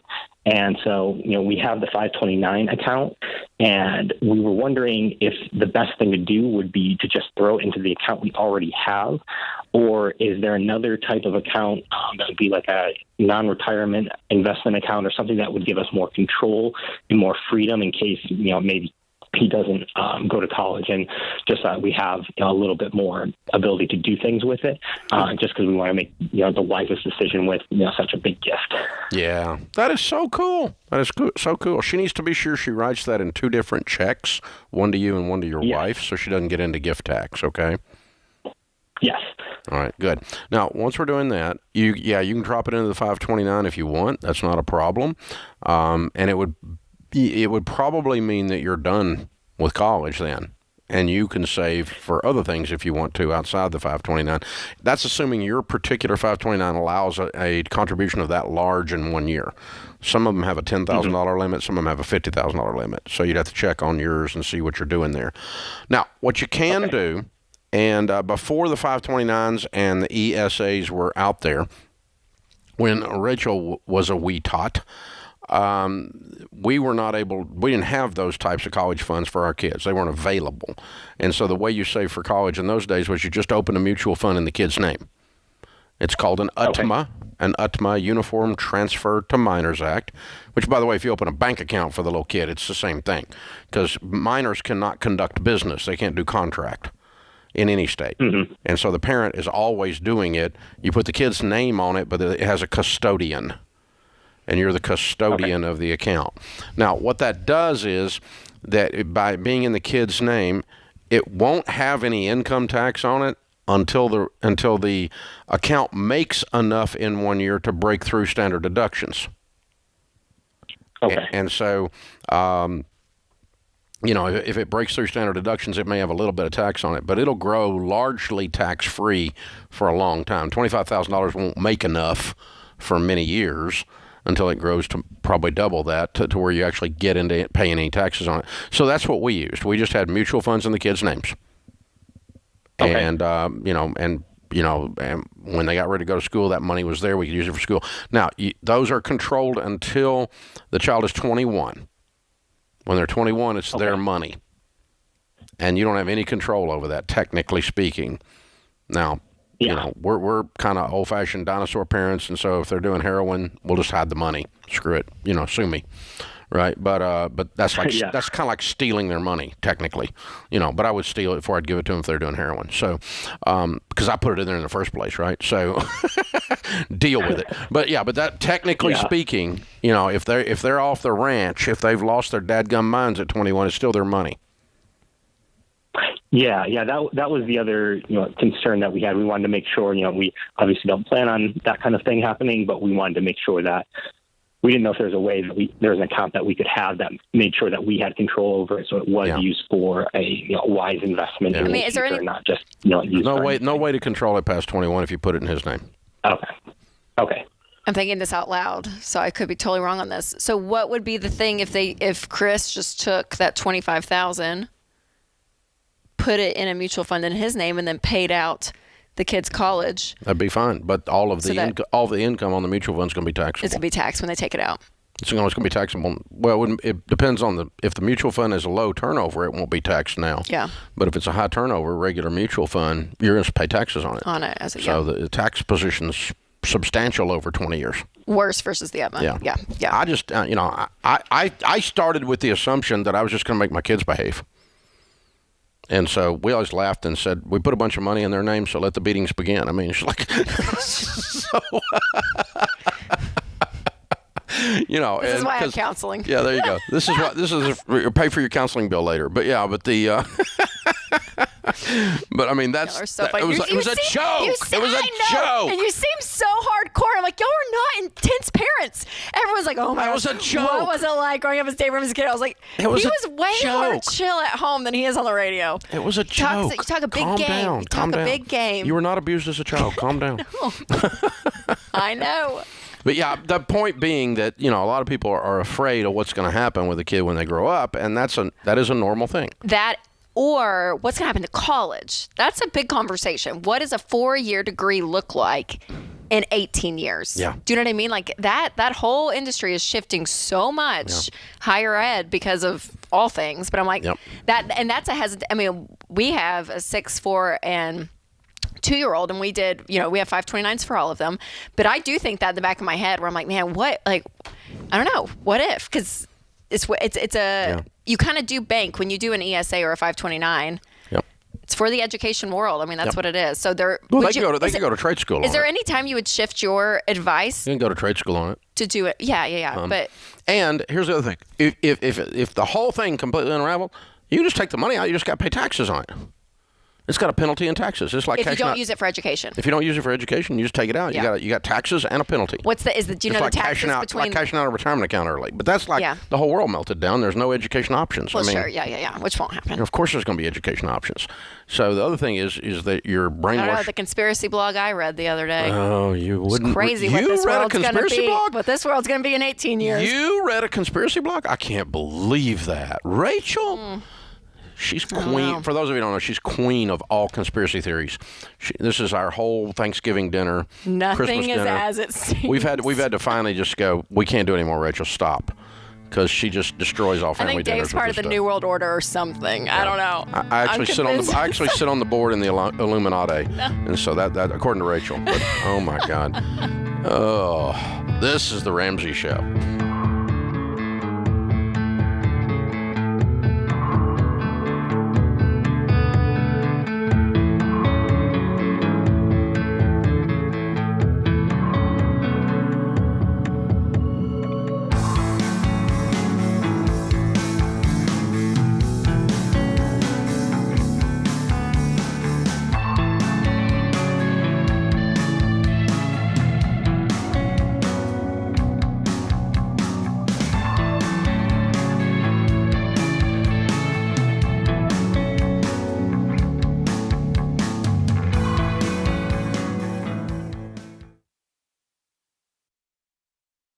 If you're not using Pure Talk for your wireless, you're paying too much.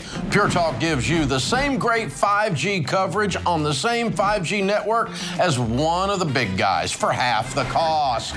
The average family saves over $800 a year. Go to puretalk.com and choose the affordable plan that's right for you. With their 30-day risk-free guarantee, you have nothing to lose. Go to puretalk.com and enter the promo code Ramsey to save 50% off your first month.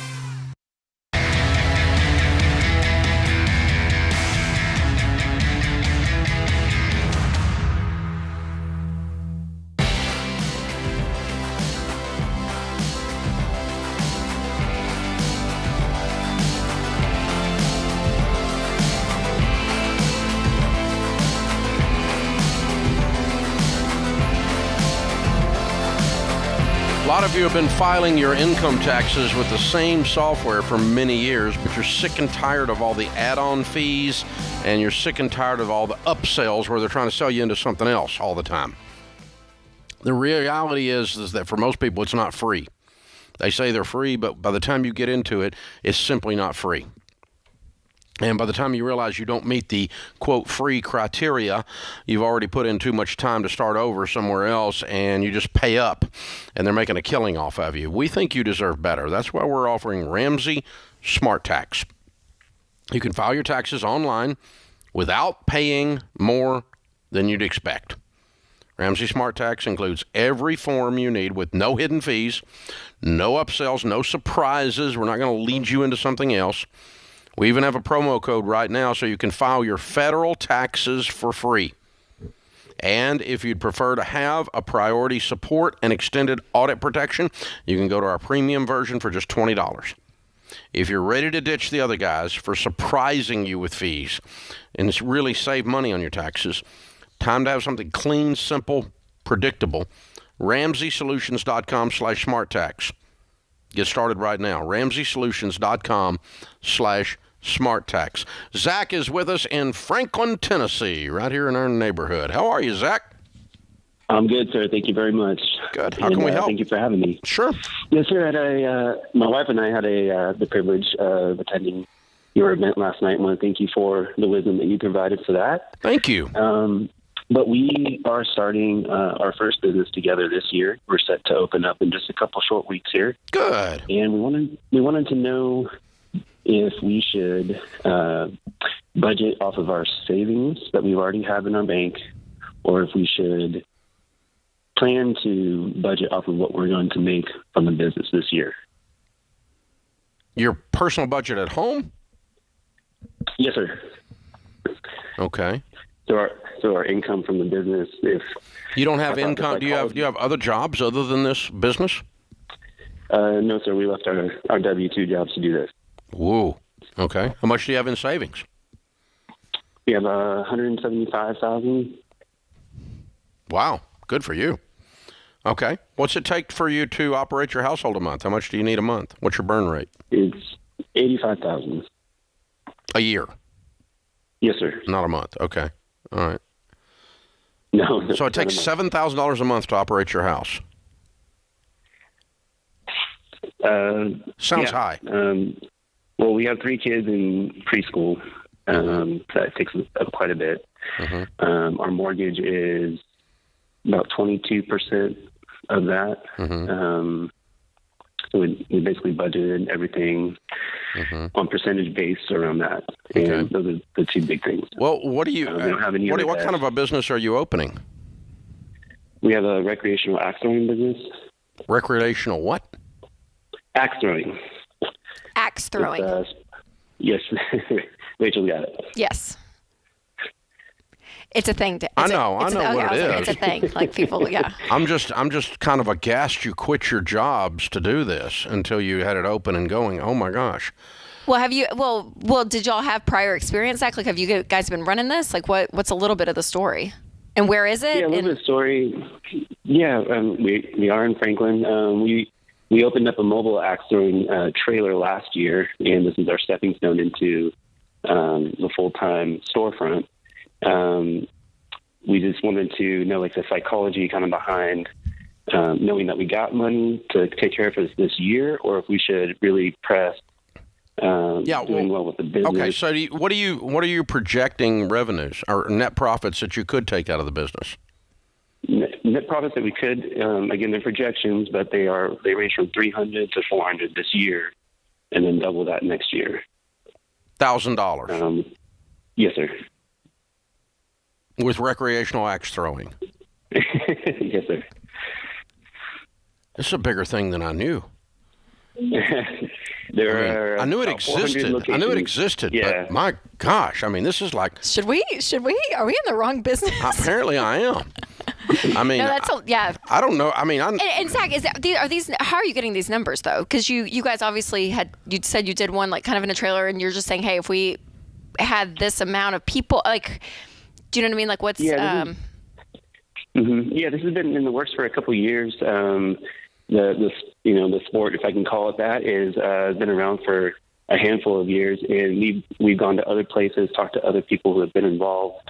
The numbers work really well for where we are, and there's multiple in Nashville. There's a couple other locations. I mean, I've seen it, and I knew it was sometimes a part of a sports bar thing or something like that. I mean, I've seen these things, but I just had no idea that they were doing this kind of money. That's awesome. I sure hope you do that. That's amazing.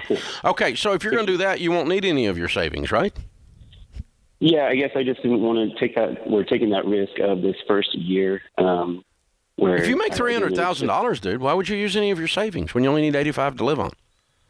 I guess it was just making sure that we can, those projections are just projections to a certain degree until we actually. Well, if you don't hit your projections, you might have to use some of your savings. Okay. But if you hit 1/3 of your projections, you won't have any issue. If you're 70% off on your projections, you're still okay. That sounds good. You're talking about profit, right? Not revenue. Yes, sir. That's correct. Okay. Yeah, I mean, if you're 70% off, you're going to make $100,000. You understand? Yes, sir. So if you don't hit your projections, dip into your savings. But if you don't hit your projections, you got other stuff going on because you're going to be dramatically. I don't want to use the wrong metaphor here. You dramatically miss the bullseye. I mean, what would you say with axe throwing? I don't know, but yeah, bum. But yeah, I mean, wow. Oh, it was great, Zach. I mean, that's amazing. I got to go try it. It's right here in our neighborhood. James, let's go axe throwing. You want to?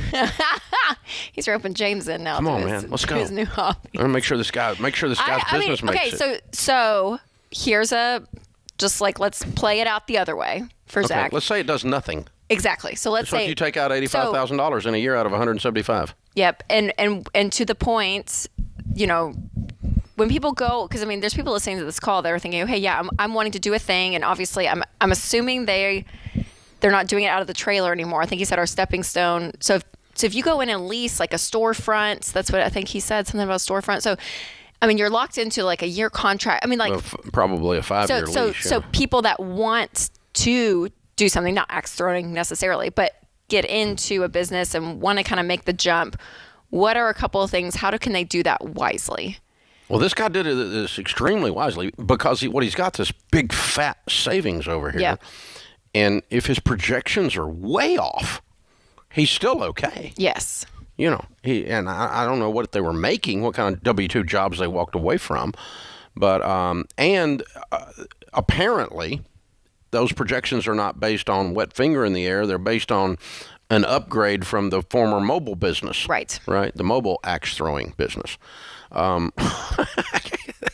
Things you don't get on other shows. But I mean, so if you can start your business part-time before you quit your W-2, which is what they did essentially, and proof text it, meaning get it moving in the marketplace. You're putting your foot one foot on the dock, one foot in the boat. You're testing it out. Yep. And then once you feel like, okay, we're making these projections, we make the step. done it. We're going to make and the they step. make that step, and it's not that big a step then. Yeah. I mean, let's just pretend that he made 150 mobile, and they figure they can double it, right? Okay. That's not unreasonable. Totally, yes. And they got a lot of leeway to be wrong and still be okay. Yes, that's the key. They're not going to make less than they used to make. Well, I don't know what they used to make. We didn't ask them. But, I mean, they're not going to. That 175 pad there, it's awesome. That's a big deal. Yep. It's a big deal. Wow. Congrats, Zach. Man, I'm coming to visit. I want to try it. Yeah, that's cool, man.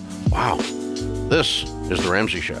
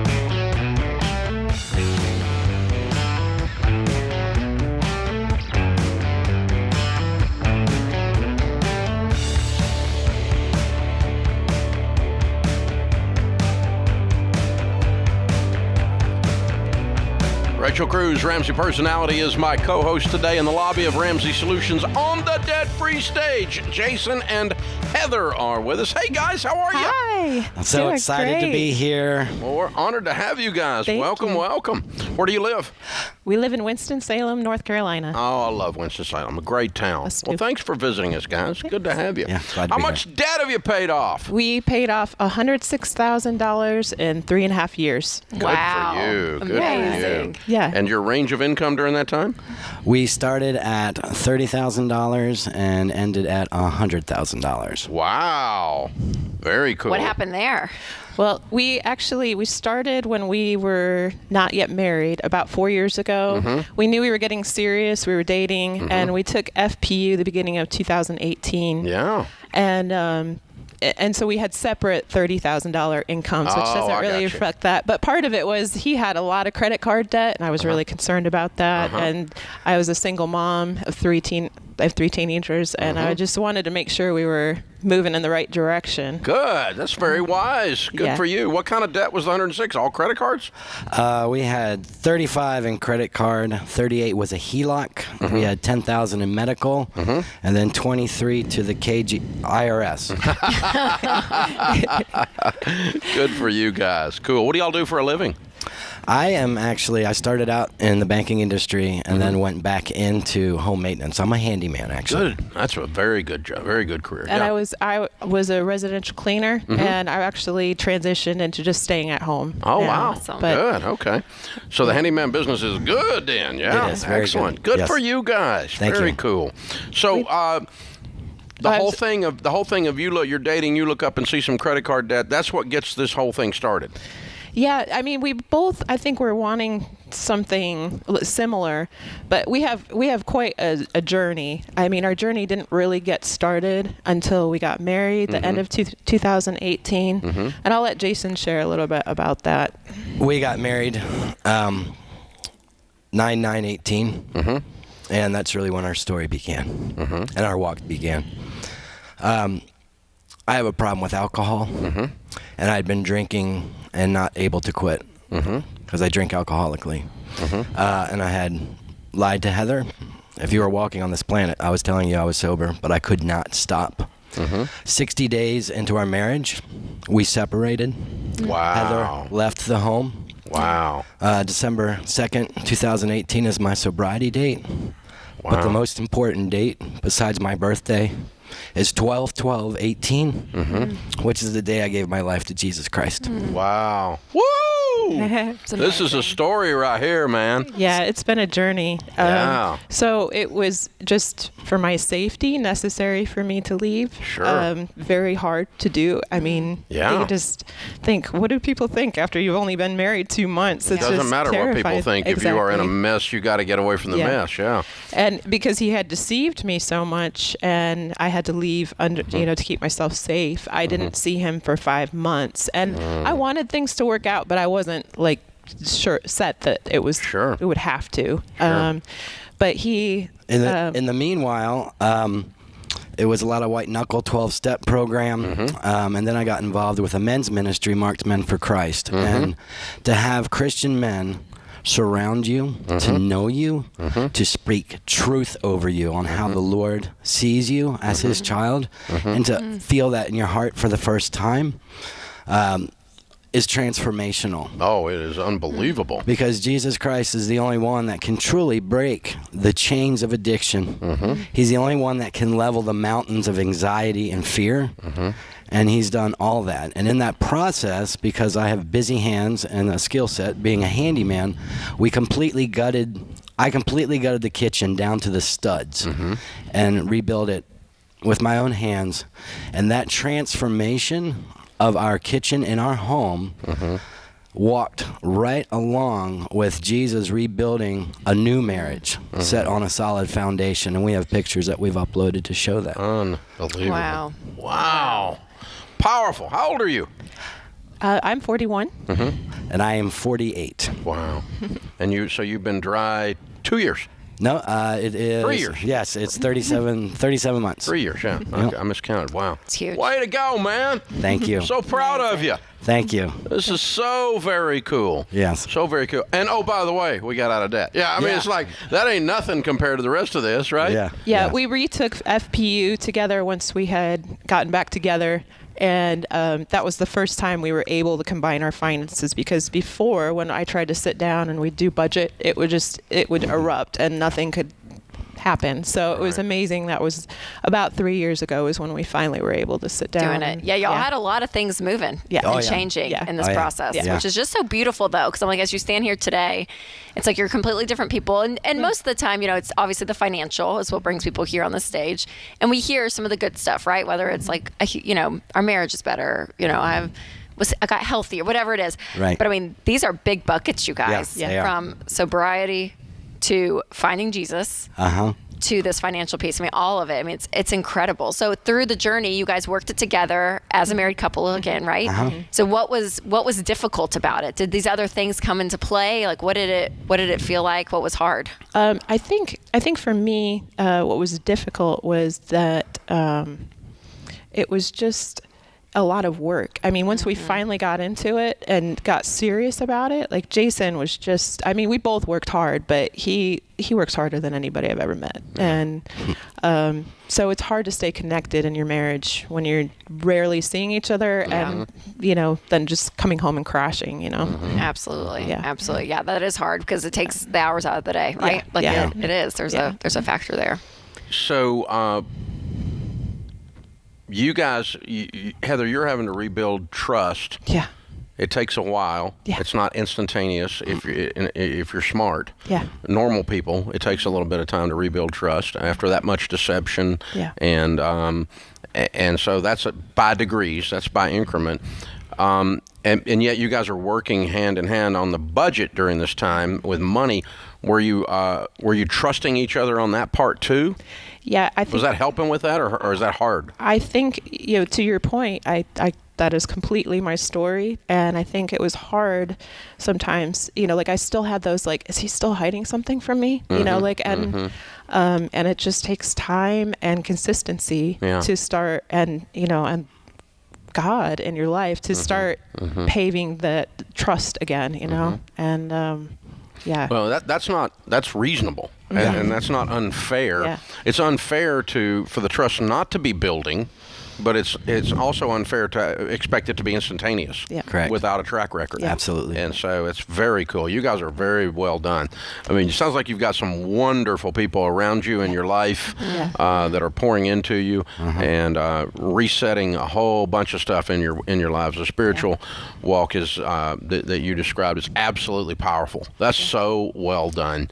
Yeah, there's some good people there. That's good stuff, guys. Proud of you. Y'all. Thank you. And we get to be a tiny little part of this big story. This is a big story here. It's a big one. Man, that's so cool. That's so cool. So, man, good. So now that you come back together after all this stuff, and we say, all right, we're going to lean in on the money. Man, that's just. What was the big factor financially in that part of your story that helped get out of debt? So people listening that may have all this life. What do you tell them they got? What do you tell them they got to do? Yeah. One, on the same page, right? Yeah, absolutely. You have to be hand in hand. You have to be facing it together. And then also, when you commit to getting out of debt and never using debt again, you only have to pay off that credit card one time. One time and you're done. All right, count it down. Let's hear a debt-free scream. $106,000 paid off in 3.5 years. Heather and Jason. 3, 2, 1. We're debt-free! They are free. Wow. Free on so many levels. It's a beautiful thing. Oh my gosh.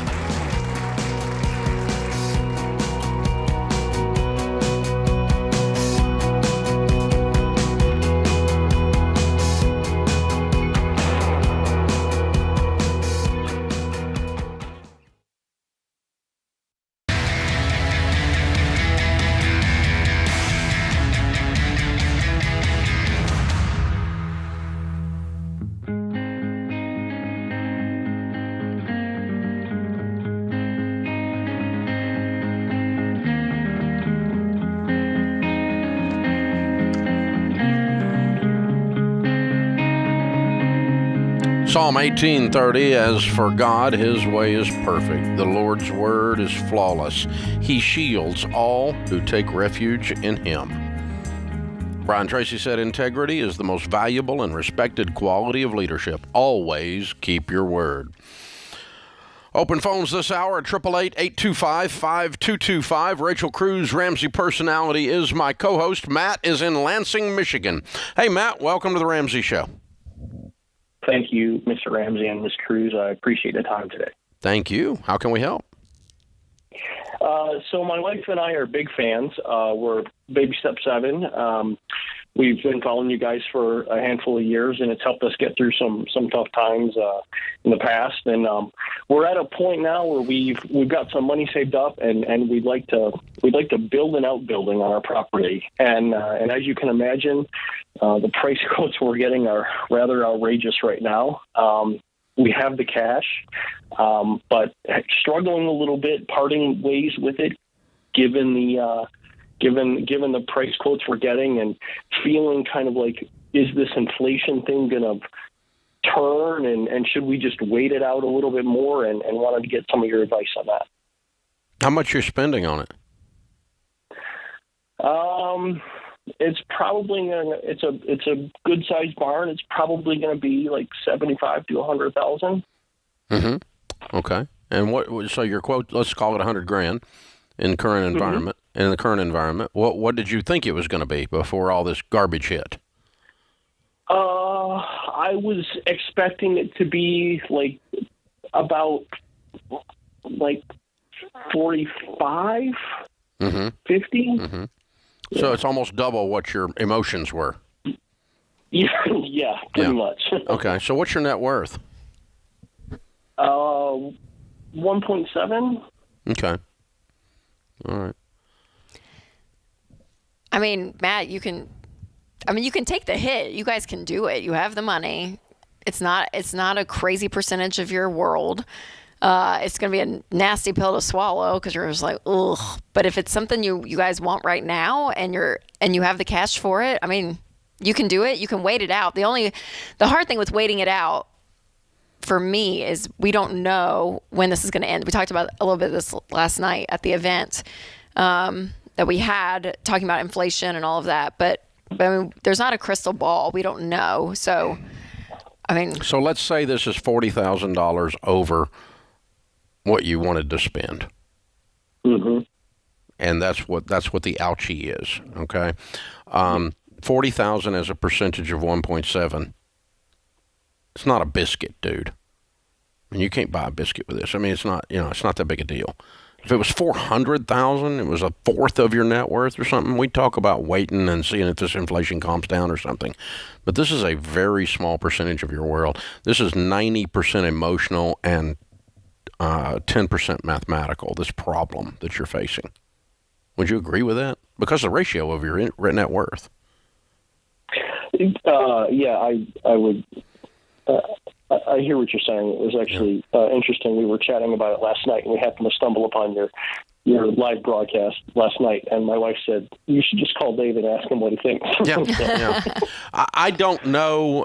In 36 months, could you build that barn instead of for 90 or 100? Could you build it for 80? Probably. Yeah, it'll probably come down because it's cost of lumber, cost of labor. And those two things are outrageous right now, and I think I don't think they're going to stay where they are. So you can probably wait 3 years and save $10,000 or whatever. But you know what? You're worth $1.7 million. It's $40,000. Build a barn, man. It ain't that big a deal.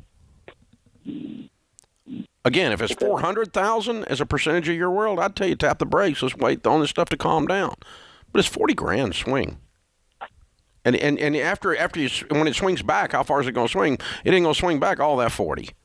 So, that's true. True. It is going to come down, though. I mean, I think you could look up 3 years from now and go, I can build that barn that I just spent 90 on. I can build it for 70 now. And I think you'll probably see that. But whoopee.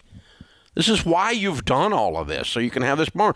I got a feeling there's a whole lot of stuff in your head that the enjoyment of this outbuilding, the things you're going to do here, I think it's something that's going to add value to your life, or you wouldn't be talking about it. Right. And it wouldn't be that big a strain emotionally if it wasn't going to add value. If it was just kind of, we just wait, but you're actually calling about it because it means something, you know. So I'm building it if I'm in your shoes. And by the way, I'm building a 2,500 square foot auditorium on top of the hill up here right now, and steel prices doubled. So I bought the steel before they doubled because I saw part of it coming, but it's still stinking not on budget.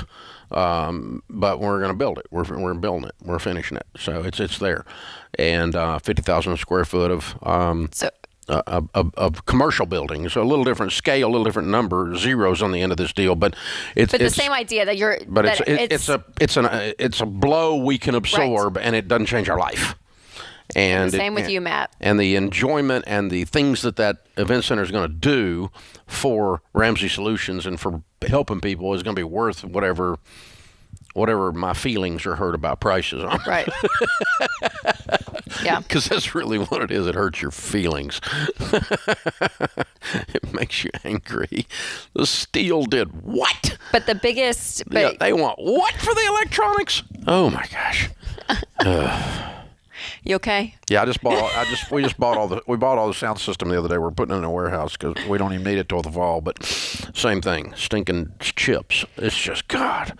But again, in context of this conversation, though, it is because it's with cash. It's a small percentage of the world. That's Matt and your example. But if you if you're having to replace a car, we talked about this in the last segment.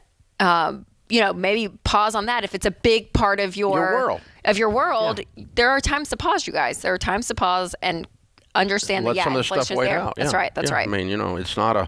It's a percentage. Idea. If you really think things are this is going to come down, something's going to come down, then you wait it out. If it's a big percentage. Right.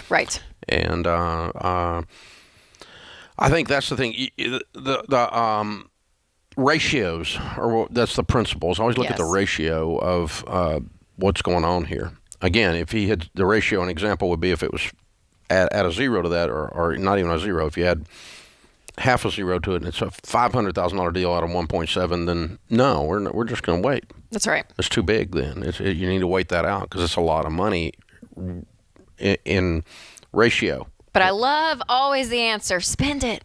When it's the wise time, when it's wise and you can do it, enjoy it, Matt. Like, that's part of it. I feel like everyone thinks, like, when they think of even Ramsey or the show, it's like, oh, you gotta just sacrifice all the time. It's all you do in life is just sacrifice, sacrifice, sacrifice. And yes, you do. No, it's live like no one else, so later you can build the barn. But the later so you can live and give like no one else, we don't talk about as much. And it's so fun when you're like, yes, Matt. Then you can just buy the car. Do it. So live fun. like no one It's else. Later you can build the barn. That's right. Live like no one else. You get to. It gives you margin. It gives you options. It gives you choices. That's all money's good it's for. all that small money sacrifice. is not. It's not good for anything except that. Right. It's good for the generosity that it can do. It's good for the stability that it can bring to your life.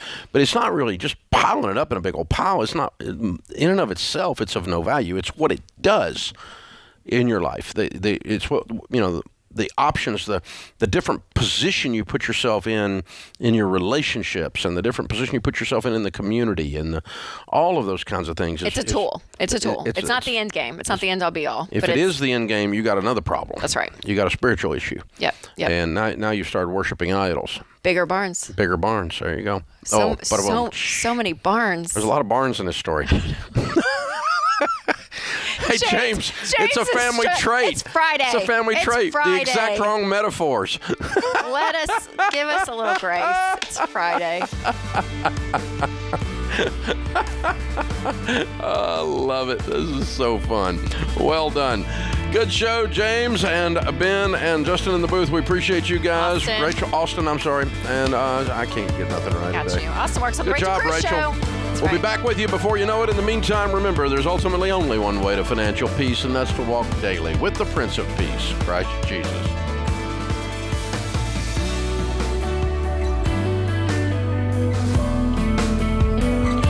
This is James Childs, producer of The Ramsey Show. Did you know The Ramsey Show is one of the most popular podcasts in the world? Subscribe or follow today wherever you listen to podcasts.